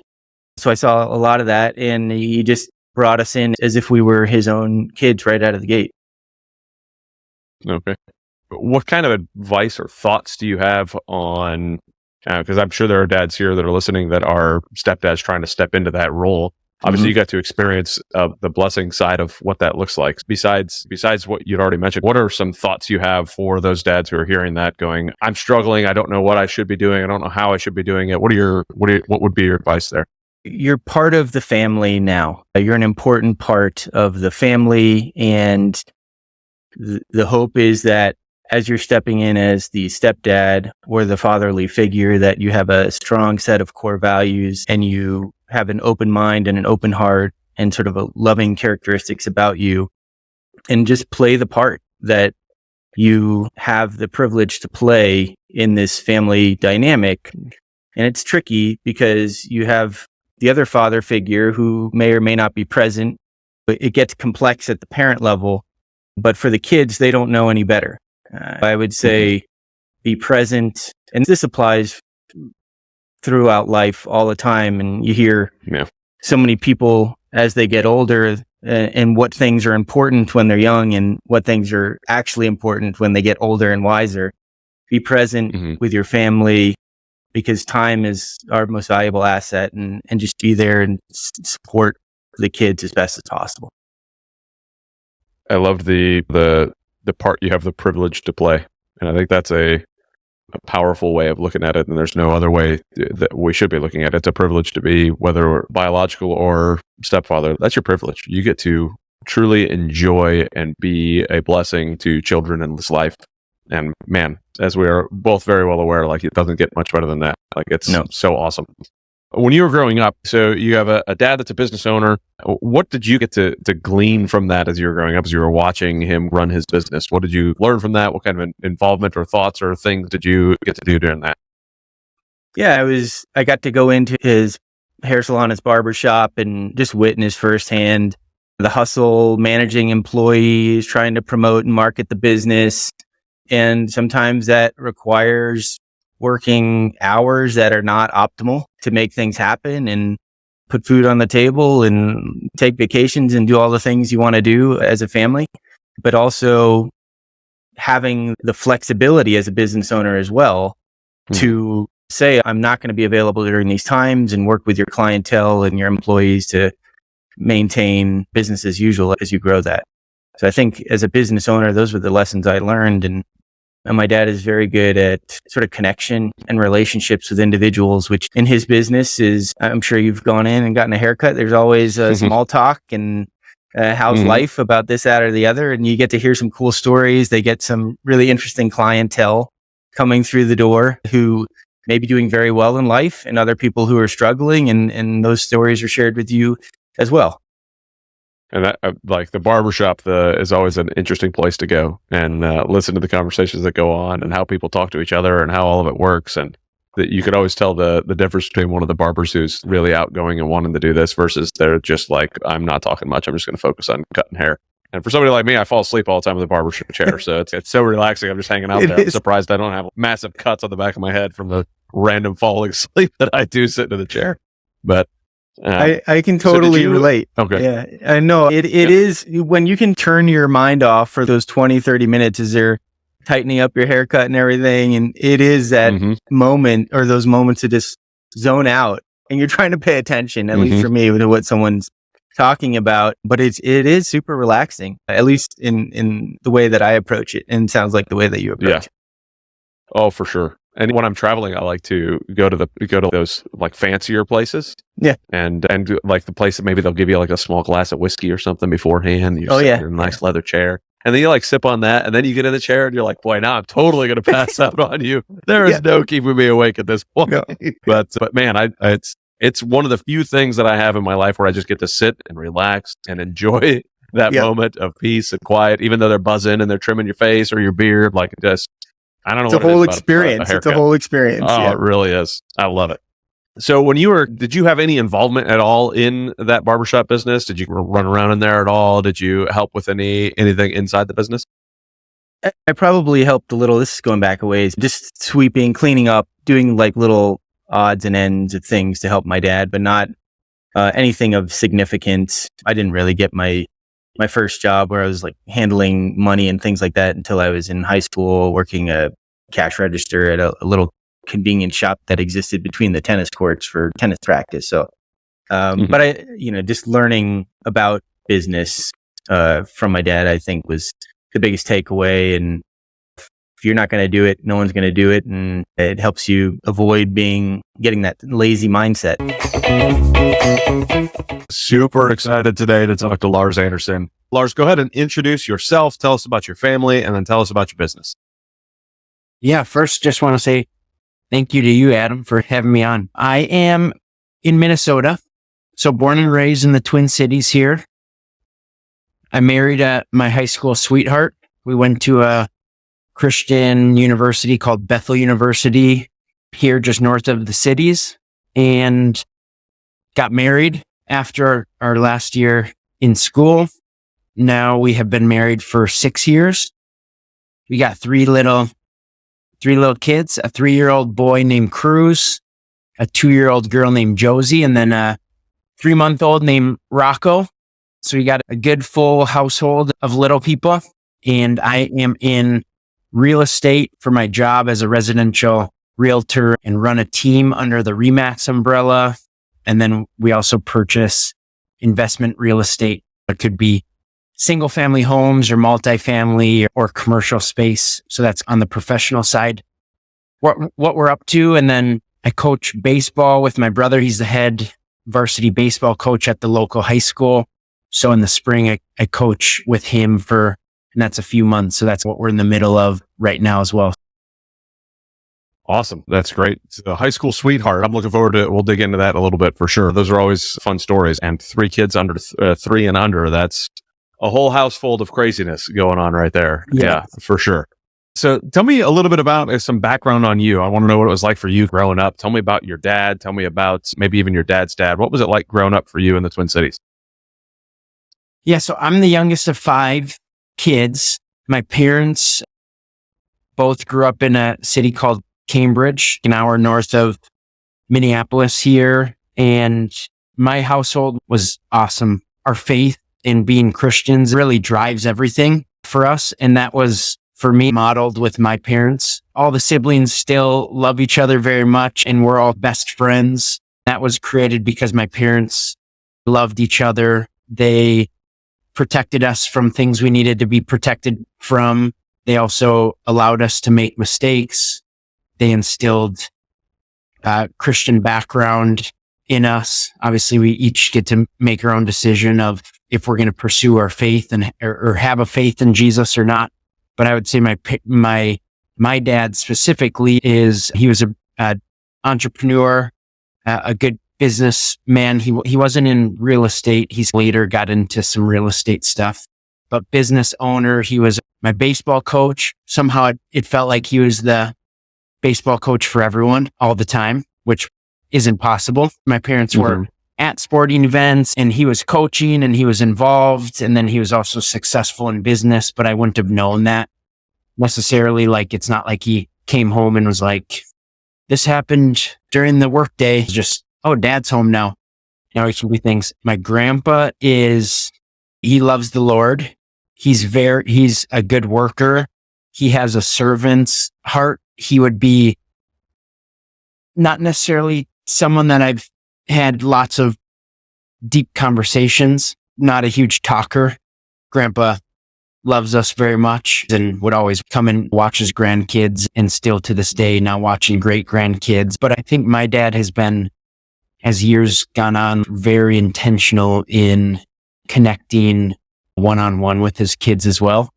So yeah, that's a background. I'm very lucky to go. Not everyone you don't get to choose the background that you come from, but to come from a background that is where I can honestly say I want to be like my dad, and he's a good picture of being like my dad is going to bring me to being more similar to Jesus, which my goal is to walk as Jesus did. So that's a pretty special thing to be able to say that about your earthly dad.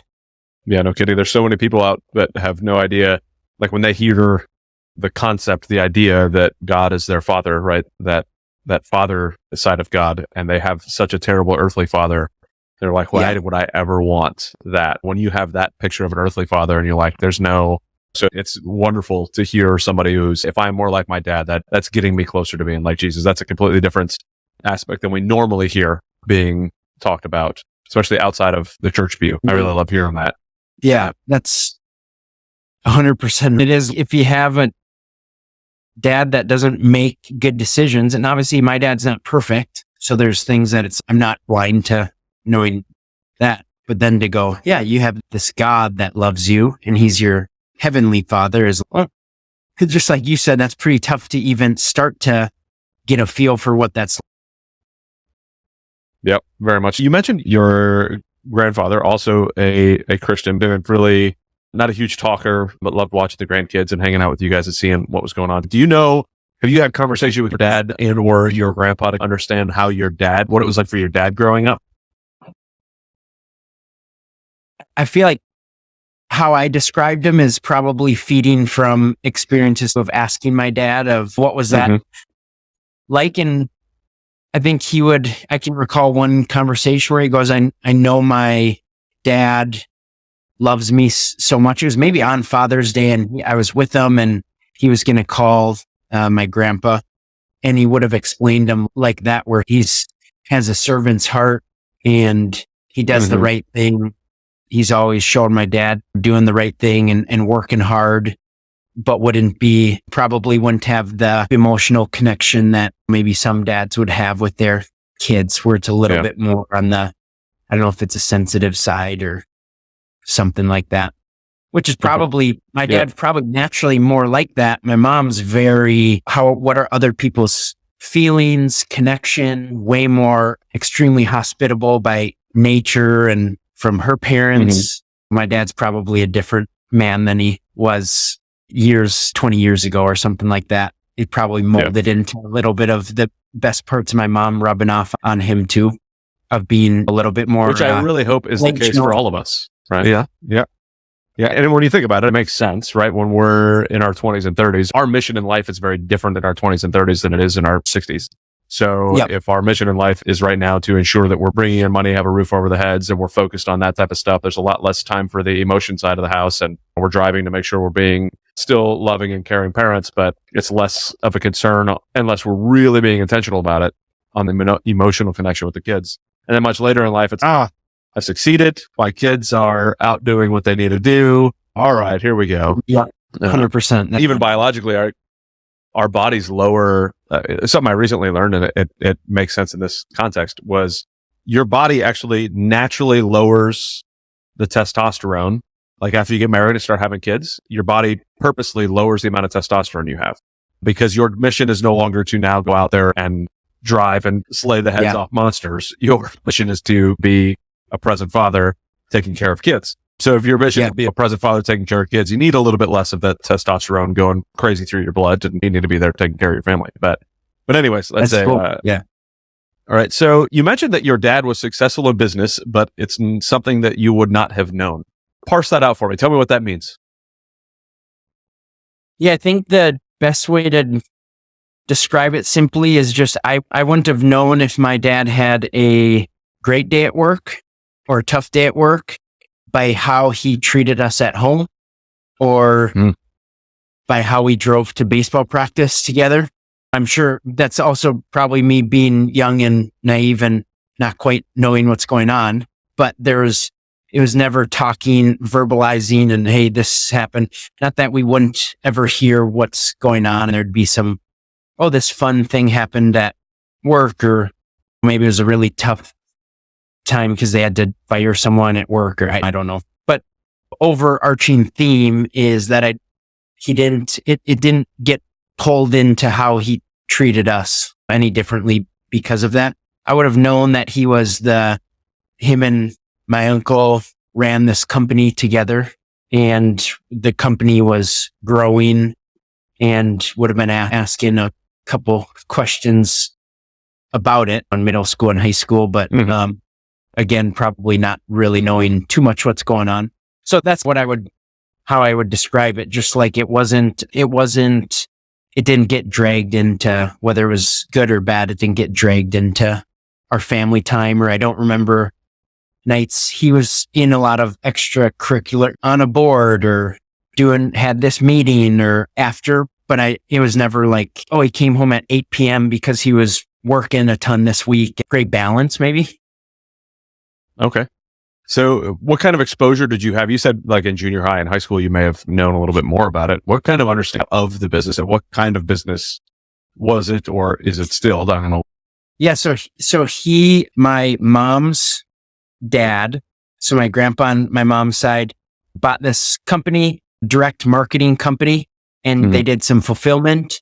So they would have big, huge printers. And back in the day, my grandpa going, hey, this mattress shop, I own this real estate and there's a mattress shop and they need better marketing. So created a company that had printers that would print off marketing and get it mailed out and have all the direct mailing information for every household that made X amount of dollars, and ahead of the time to help print is like Bibles to go to Ukraine that were translated. And so it was some cool ministry stuff at the beginnings of this company. The company was almost get sold or dissolve. And then my dad and uncle, so my mom's brother, took over this company, we'll call it 30 years ago.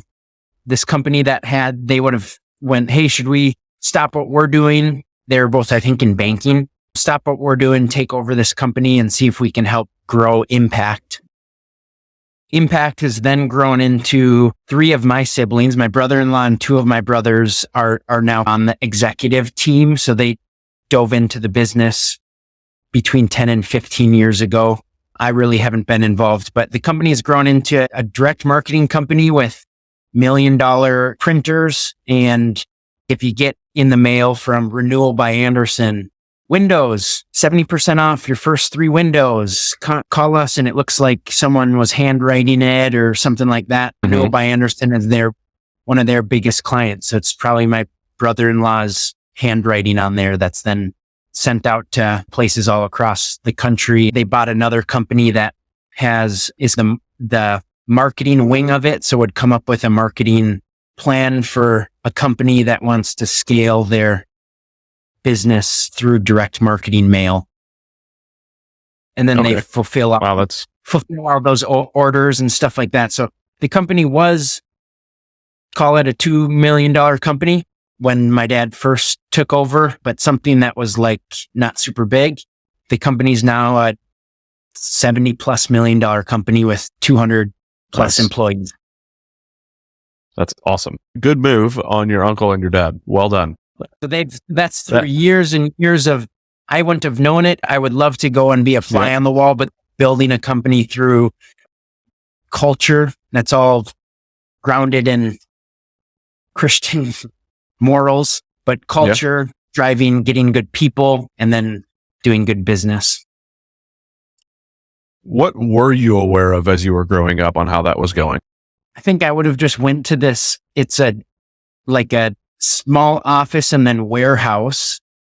And I would have gone and been like, look at all these people like working on these huge printing presses and how fast these things can fire out pieces of mail. I knew at one point they expanded the building by like double.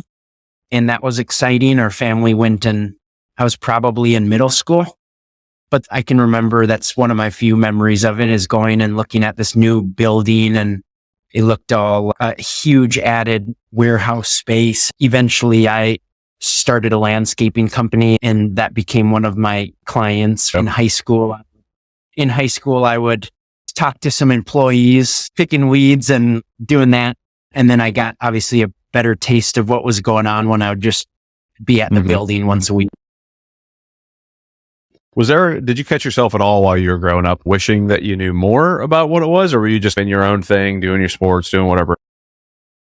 Yeah, I think I never was like wanting, I don't think I was wanting, I think my dad would have answered questions if I asked more about it, and he did. I definitely had conversations that I'm just forgetting, but I wouldn't say I was wanting to know more about it. I was just doing my thing, playing sports, like you said. So you said you have some brothers that are like executives over there now. Were they more interested in that side of it, asking the questions and all of that? They would have been probably once you get out of, I think my dad, talking with them, I think there was something that was on purpose of, it was never a feeling of, okay, you're going to enter the family business, learn the family business. My 2 oldest brothers and my brother-in-law, they went and worked other jobs for 4 or 5 years outside of college, graduating, going and working, developing skills, and then eventually took pay cuts to come work for the family company. But with this, you could future turn into purchasing ownership of it and things like that. In high school, that's probably when I really started to go. I started a landscaping company and would hire my buddies, and just like being an entrepreneur, going, I could work at Dairy Queen, or I could mow lawns and hand out flyers and do this. Oh, I wonder if I could meet with their property manager and see if I could win the bid at their site, doing that. So it was never forced, and I probably wasn't as curious as I maybe wished I would be early on. Who owns this building? What does that mean? You own the building and rent from? I am super excited to talk to Jerry Tavella. Looking forward to really digging into a lot of that stuff on his past, his family, his business. Jerry, please introduce yourself. Tell us about your family and your business. Adam, thanks so much.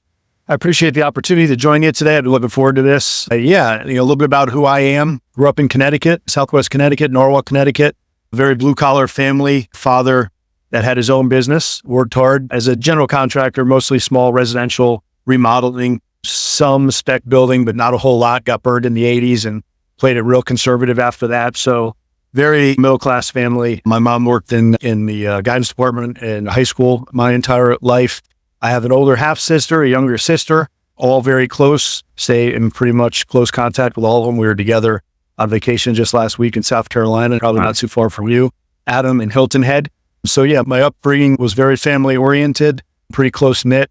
Played a lot of youth sports, played hockey. Mostly hockey was my number one love. Football was my father's love. So I didn't get that gene from him, but he coached me, and that was a big part of who I am and who I still am. And I hope we have an opportunity to expand on that. Today, I'm a father of 2 kids. My daughter's 14. My son is 10. My wife, Laura, we've been married for 17 years. It's been 16 years. It will be 17 this October. We met shortly after college. We live in Fairfield, Connecticut. I built a financial planning practice and a pretty large financial services team out of Westchester in New York City for the first 18 years or so of my career. And the last 2, I've been serving as the principal and general agent of our parent company. Now I'm responsible for the growth and development of about 180 advisors that oversee thousands of clients, about $1 billion in assets, and do a pretty substantial amount of insurance work every single year as well. So got my hands on a lot of different things, a little bit of real estate, although not nearly as much as you or some of your guests. I include from commercial property, residential rental property. And that's always been a passion and interest of mine as well. Oh, I love me some real estate, so happy to chat about that anytime. On here or not, I'm happy to chat real estate. And I think it says in the notes here, October 20th is going to be your anniversary. 17 years, October 20th. Yep. All right. My parents are October 18th, so they've been doing this for a long daggum time. But no, speaking of parents, you mentioned your dad. I'd love to dig into your dad, your background a little bit more, growing up, like what it was like in your family. Tell me a little bit more about your dad. Let's get into kind of some nitty gritty, what it was like to have him as a father, maybe even if you know about his dad, what he's told you about his dad and what it was like for him growing up. I was very fortunate when you asked if I knew his father. I knew both my grandfathers. They both played a pretty instrumental role in my life growing up.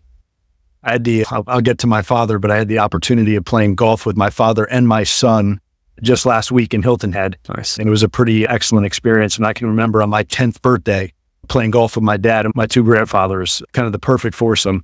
But yeah, my dad, special man, both my grandfathers, really special. Both entrepreneurs also. Both my grandfathers, my dad's dad started the business that my father ran with his brother for many years, their contracting business.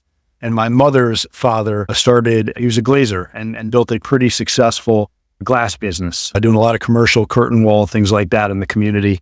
And that business is still around today, long after his passing, that my cousin and my uncle run. As you asked me to talk about it, surrounded by entrepreneurs and business owners, which is interesting. I hadn't put a lot of thought into that in the past with respect to my grandfathers. But my dad is a special human being. He turned 70 yesterday. Right. So birthday. We had the opportunity to celebrate his 70th birthday all week last week together as a family while we were on vacation, and we'll celebrate again this weekend. My dad is somebody who was probably most instrumental in instilling confidence in me and who I was. He was somebody who really had a tremendous amount of self-belief and really shared that with me and my sisters to give us confidence in the fact that we could tackle any challenge, any problem, and become whatever it is that our dreams and hearts desired. Was not somebody who you would look at and say was so wildly successful as a business person. But as a father, I was actually listening to one of your podcasts that you did just a few sessions ago. He was absolutely $1 billion father. I mean, that's a perfect explanation and description of who my father is. He was the father that was always around field day at school. He coached all the little league teams. He helped out with my hockey team. Even though he couldn't skate, he was the parent manager, making sure that everything ran smoothly, scheduling games. He never missed a practice, never missed a game, would create opportunity for us to practice our sports in the backyard with him after work and after school every single day. And would just give of his time and continues to give of his time to this day. So really special human being.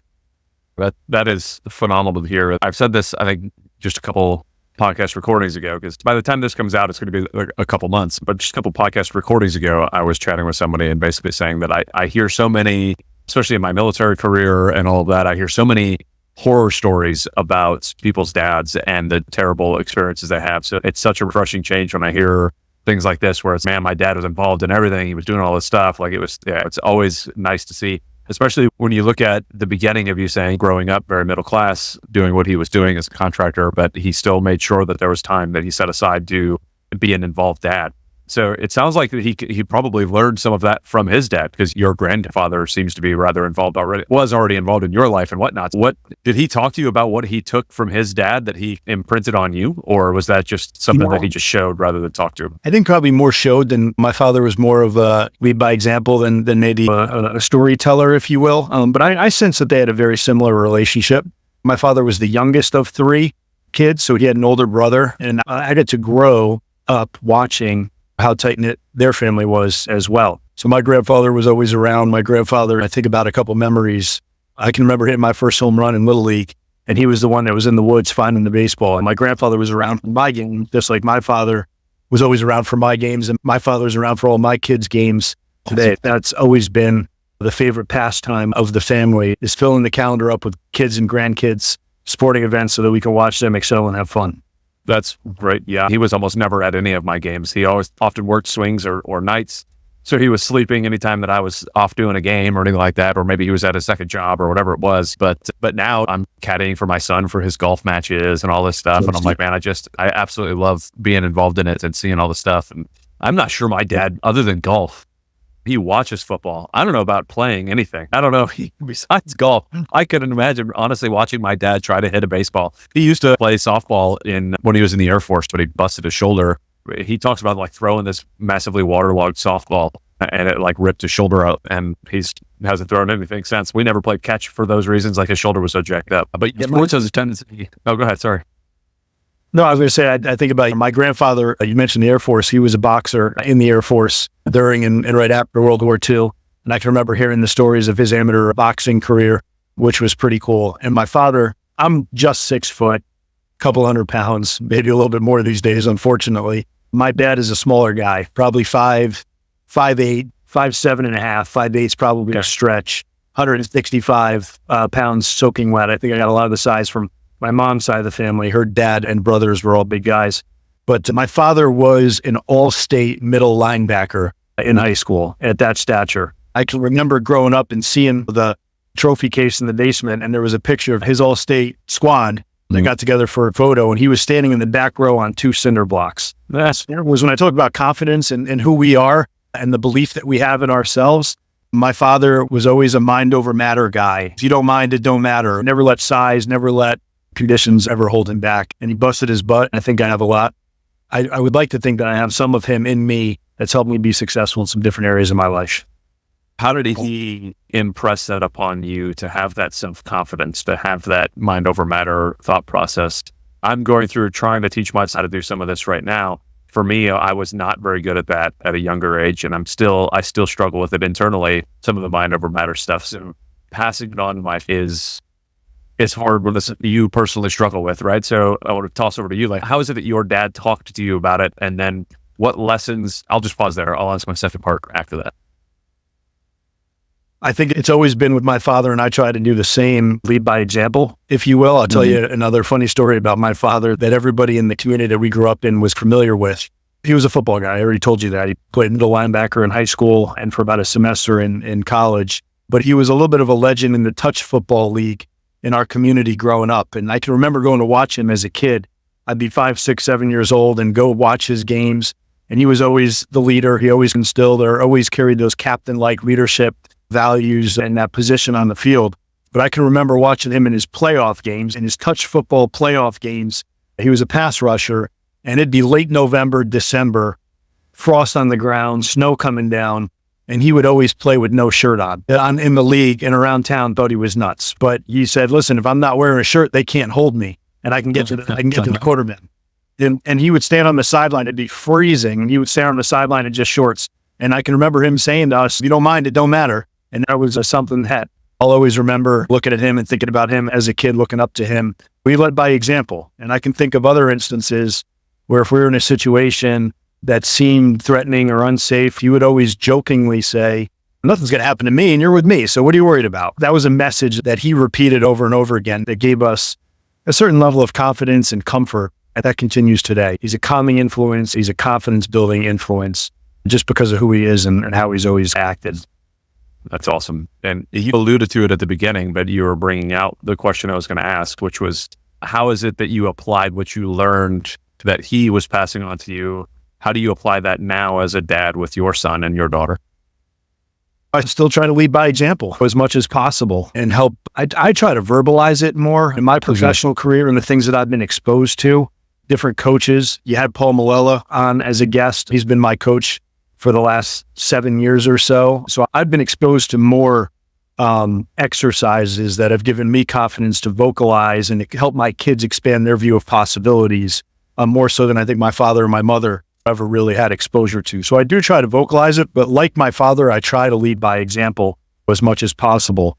My kids see me get up 2 mornings a week before work to go to the gym. They see my wife do the same thing. They don't see it. Hopefully they're sleeping, but they're aware of it. I still play adult hockey. I want my kids to know that these sports that they're engaged with and having fun with are something that they can do forever. Even when I don't really want to go play adult hockey at 10 o'clock at night on a Tuesday, I do it because I'm committed to it. So I think the best thing we can do for our kids is lead by example and then try to coach them up with confidence and just through some different language and different exercises what we can. Different exercises. What is that? Kind of different exercises do you mean there? I just mean helping them talk through what's possible, right? And visualize ideal outcomes. My father, I can remember he would create the opportunity in the backyard for us to do the work if we wanted to do the work. And he would encourage. I don't think he ever pushed. He definitely made himself available to support. So when baseball was not my number one sport, but when I was pitching, he would go out there and play catcher for me for 100 pitches in the afternoon if I need to work on hitting the strike zone. And I can remember in the backyard, he built a little backstop with the tire, paper route bag, and kind of my old paper route bag and the canvas bag and stapled it to the back of the tire. So when he wasn't around, I had a place to pitch to and collect the balls if I pitched a strike. I can remember when I was playing football and he was a great tackler. I wasn't initially. And he took a heavy bag. We had a sandbox in the backyard. He had built a 2x12 with swings hanging from it, got rid of the swings and basically made a pulley system in the backyard with this heavy bag that we would tackle that had weights on the other end that you drove and the weights came up on the other side. And he would do all those things and get creative for us to put in the work when we wanted to put in the work. He even built a rink in our backyard. And he was not a skater, but he created a nice sheet of ice in the backyard for me to skate on. In all really inexpensive ways. Today, these kids, for all these they've got private coaches and private skill sessions in every sport all day long if they want them. But back then, that wasn't really a thing. Sports were not as big of a business as they are today. Yeah, he created ways for us to put in work in the backyard if we wanted to. And I can remember him coming. I'd be home from school, he'd come home from work and say, "Did you throw any pitches today?" I can remember those conversations. It was never overbearing or forceful, if you will. So we try to do the same thing with our kids. The shooting area for my son's hockey is in the basement. My daughter's got all the different bounce backs and stuff like that for soccer in the backyard. And we'll encourage without pushing, and they take a step on it when they want to. I'm so glad that we talked about my father because he definitely impacted my life in so many ways. My mom did as well. The relationship that I had with my father is one that I'm really trying to replicate with my son. I didn't get a chance to say this when talking about my father was the best man in my wedding. And so we always had a really close relationship. We still do. And I tell my son, and my dad told me every single day that when I was a kid, that I was his best friend. My father lost his actual best friend on Christmas Day, 3 months after I was born in 1982. And he told me, I think every day after that I was his best friend. And I tried to do the same thing with my son and my daughter, right? You're my best friend. I love you. I'm here for you. My goal is for my kids to want to hang out with me when they're adults, that we have such a good relationship that they want to be around. I just coming off a fantastic vacation with my dad and my sisters and my kids. That's exactly how I want to spend vacation. Unfortunately, my wife and I don't get away for a lot of vacations on our own, but that's because we love being around our parents and we love seeing our kids with our parents. And I told you my dad's birthday was yesterday. Tomorrow night, we're going to a beer garden, right, with some live music, and I'll be hanging with him and his friends, and we're all very close. My ultimate goal here is that my kids, as obviously a parent that they respect, that they can look up to, but also as a friend. And with respect to this podcast, that's the message that I want to get out. Today, I am super excited to talk to Russ Kimura to chat about being a dad, a business owner. He's got a fun journey to chat about. So if you can, Russ, go ahead and tell us a little bit about you. Tell us about your family and your business. Yeah. So I'm born and raised on the island of Oahu. And so for some of your listeners, if they think Hawaii is just one big island, it actually isn't. There's multiple islands. And so I grew up on the island of Oahu, which is the main island. When people think of Waikiki, Oahu has Waikiki. So I was born and raised in Kaneohe, which is on the east side of Oahu. Beautiful, rainy, and just God decided to plot me there. And I grew up with a great family. My parents are still together, married like 43, 44 years. Well, maybe longer than that. I don't know. Many years. I have one sister, a younger sister. And yeah, we're just blessed to grow up in Hawaii, have a beautiful upbringing. Wasn't perfect, but I was raised in a humble home with a great church background. And I was involved in a lot of things within school and activities because my mom was a teacher. And so I saw how she was involved with a lot of extracurricular activities within the school. So I thought, that looks fun. I want to be a part of that because it seems like it adds to the experience with school. So I did that. And yeah, I love being on Oahu, being in Hawaii, and being with the people here. I am currently writing a couple different things. Primarily, God's gifted me with the ability to solve problems, which in turn turns into sales. And so I've been in sales for many years of my life, doing anything from selling solar panels and batteries here on island with Aloha Energy Savings, which is a solar sales organization that I started, to doing a new venture that I recently revitalized is Aloha Insights, which is basically helping merchants, so merchants meaning business owners, local business owners, find solutions to their problems. So been married for 18 years, coming this June to my beautiful wife, Sarah. Nice. And she is homeschooling them. They're over there probably saying I need to talk softer. And I have a 15-year-old, which is Ava Joy, a 13-year-old, which is Lily Grace, and a 12-year-old just turned 12, Belle Faith. And so 3 girls, household of 3 girls and a wife. Man, oh man. Yeah, you are royally outnumbered on that one. Yeah, we started off with 2 boys and we had a male dog, 2 male dogs at the time was with the 2 boys. And my wife was like, I don't know if we can keep having this. And then finally God gave us a little girl for our 3rd kiddo. And cool. But it's been a lot of fun. So you already introduced us a little bit to your parents, but I want to rewind and go back to, you mentioned a little bit about the growing up, but tell me a little bit more about your dad, who he was, what it was like having him as your father. And if you know anything about your dad's dad, really, I try to dig in a little bit to understand. We tend to father like our fathers did, or the complete opposite of what our fathers did. So the more that we can understand where our dads came from, it helps us analyze what we're doing. So tell me a little bit about your dad. Yeah, my dad, so he was actually originally from Maui, so a different island. And he came over to Oahu for college at the University of Hawaii, and that's where he met my mom. But he was born and raised on the island of Maui and in a small country town called Haiku, Maui. And so his dad, so I'm from Japanese, even though we're in Hawaii, I'm from Japanese heritage. And so his dad, I would say, I knew him, I didn't know him super well because obviously he was on the other islands. And so we would go for the summers and go see them.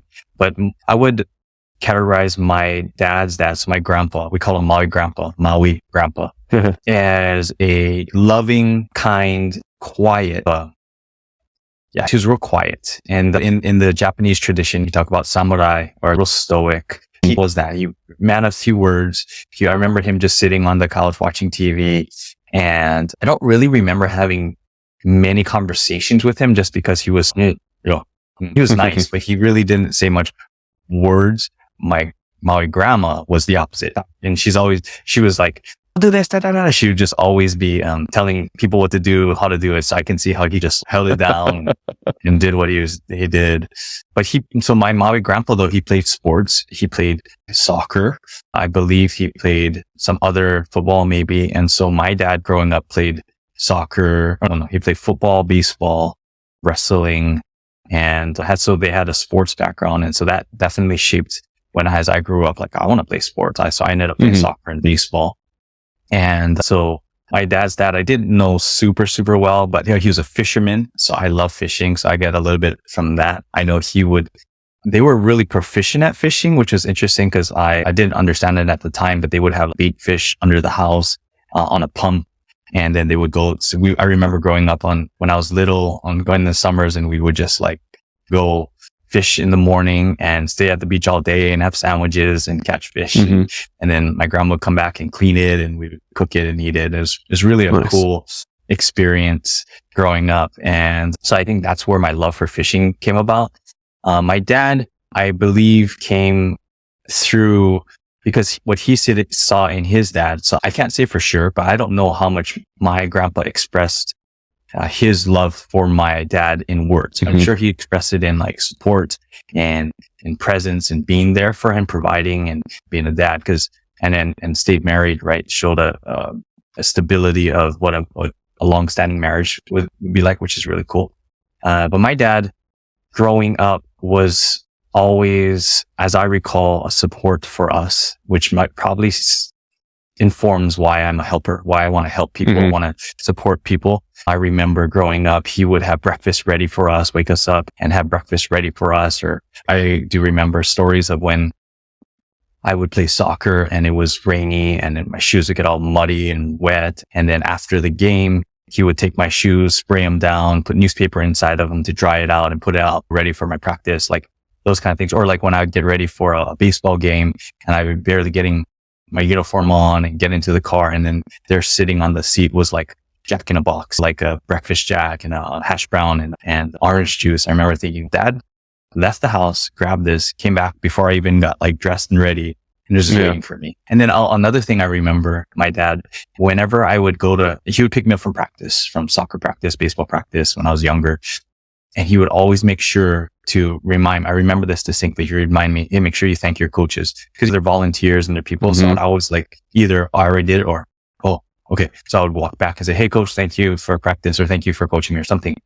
I just remember small things like that where like just the courtesy, the love, the intentionality to recognize, hey, these guys are doing it on their own time and go thank them, go show them appreciation because they're putting in the work. And my dad did coach me too along the way. So he was a assistant coach for my soccer teams or baseball teams. He'd be on the sidelines or in the dugout at times. And so I just remember my dad being a support and such a loving presence in our home. But he also didn't express words as much growing up. But I have seen a transformation in him in the last, I would say 10, 15 years as he's gotten closer to the Lord and the church that he's a part of now. And I remember back in the day just praying for him and praying, and not that it's my prayers that did it. I think God did it. But he shows emotion because as a samurai, you don't show any emotion. It's just, and now he can't get through a birthday card without crying. It's just, who is this guy? Because growing up we didn't see it, which is fine, but now seeing it is so hard. It touches our hearts because we have a tradition in our family. Anytime we have birthdays, we all go around and we write cards to everyone, and then we call it a shield of honor. So instead, like how you have birthday cards and you sign the Hallmark card and you just give it to someone with some cash or something, what we do is instead of that, we write cards. And so it can be as short as, hey, I appreciate this about you. I love you. I love this about you. Happy birthday, to like my mom's.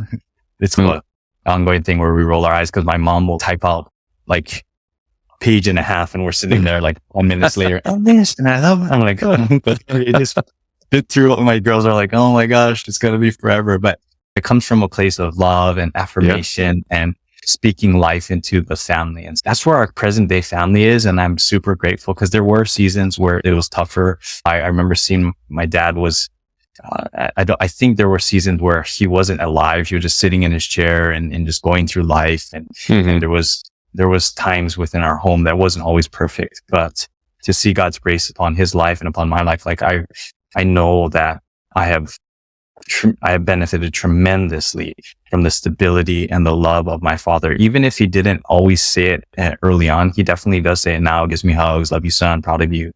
So he speaks that out now. But even back then, I knew he was proud of me. I knew like he would keep all of my, like the record of my seasons. So like wins, losses, and the score. And I remember seeing it up there and would be able to like keep track of that. Or anytime I would get into not press clipping, but like maybe a picture in the paper or Newsweek, whatever, he cut it out and paste it up on the thing. And just, I could tell he was proud of me. And he would say it at times here and there, but so I don't know. I'm not a perfect upbringing, but pretty darn close in terms of the surroundings I had. I can't imagine what it was like for him to have a dad that just samurai.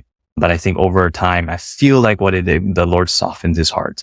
And he's become such a warm, not that he wasn't warm before, but he's become so much more warm with the grandkids and with us, and always serving, cooking, doing whatever he can to help people. So, yeah, that's awesome. When did you start to catch on to that? When you started getting a little bit closer to him or hearing a little bit more of that? You said about 10 to 15 years ago, but was there a switch in your head about when you started to realize just how much he did care about you as you were growing up and just how much he was connected with you, that maybe you felt like you were missing before? At that point, I was already married out on my own. So it wasn't like it was a revelation of one day I came home and all of a sudden he's like hugging me and saying, I love you, son. Or is this coming from? It was a gradual thing. And it was probably more so watching him in his faith journey of who he knows Jesus to be. And I would attribute it to that primarily. But I guess, and then as I've studied things about how the impact of your youth impacts your upbringing and all that stuff, it made me realize, wow, I had a great upbringing. I had an amazing dad growing up, and he's never the man like, hey, I'm going to teach you how to change your oil or how to manage this and that. For the most part, he was more passive. And actually, I was not the leader, but I would step into many roles at times in the home, like growing up for my sister or different things, not because my dad wasn't capable. I think I just stepped into leadership roles by my personality and the way that I grew up. However, I know that he was always there, and I know he always loved us and was present. So I can't say that I knew a specific transition, but as I reflect back on my upbringing, and I know I've specifically told him, hey, Dad, I'm so grateful for you and your love for me over all the years. You've always been there for me, always supported me. And I've always felt that. But at that point, again, I'd been off creating my own family and household unit. But I definitely noticed a distinct change in him due to, I believe, the church that he's a part of, which is my brother-in-law's church. My sister married a pastor. And so they're part of that family church. And I've really seen him grow in leading. So that was it as well. He started to step into leadership roles at the church in terms of leading small groups. Whereas before, my mom was always the forefront and my dad would just trail along, and he would be there, but he wasn't ever really leading things until there's some shifts that happen where now he's leading their ecclesia is what they call it, these small groups of church, and taking leadership roles. He's even speaking at times, sharing testimonies, which growing up, my dad he never liked to speak. He never wanted any spotlight or wanted to share anything. He was always trying to avoid it. So to hear, hey, Dad shared at church, I was like, what? He shared at church? That's amazing. It just goes to show the growth in his development in terms of coming out of his shell a little bit. And he just seems so alive, and it's such a cool testament to what God has done in his life. And so I don't know if I answered that question, but there's a gradual change of Jesus moving in his life, I believe.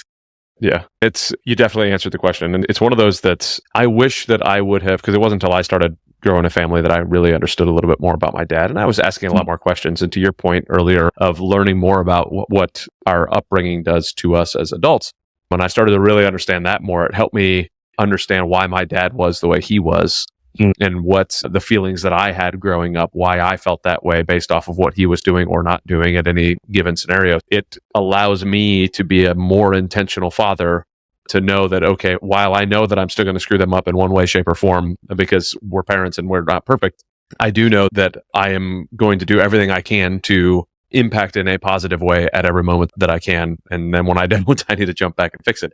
But without being aware of those types of things, we could hold on to a lot of crap that we dealt with as kids or just hold on to things that we don't even know that we're doing. We're just doing them because that's what we saw our parents do. Right. And let's be more intentional about being a dad. Yeah. Let's be more intentional about being involved in our church.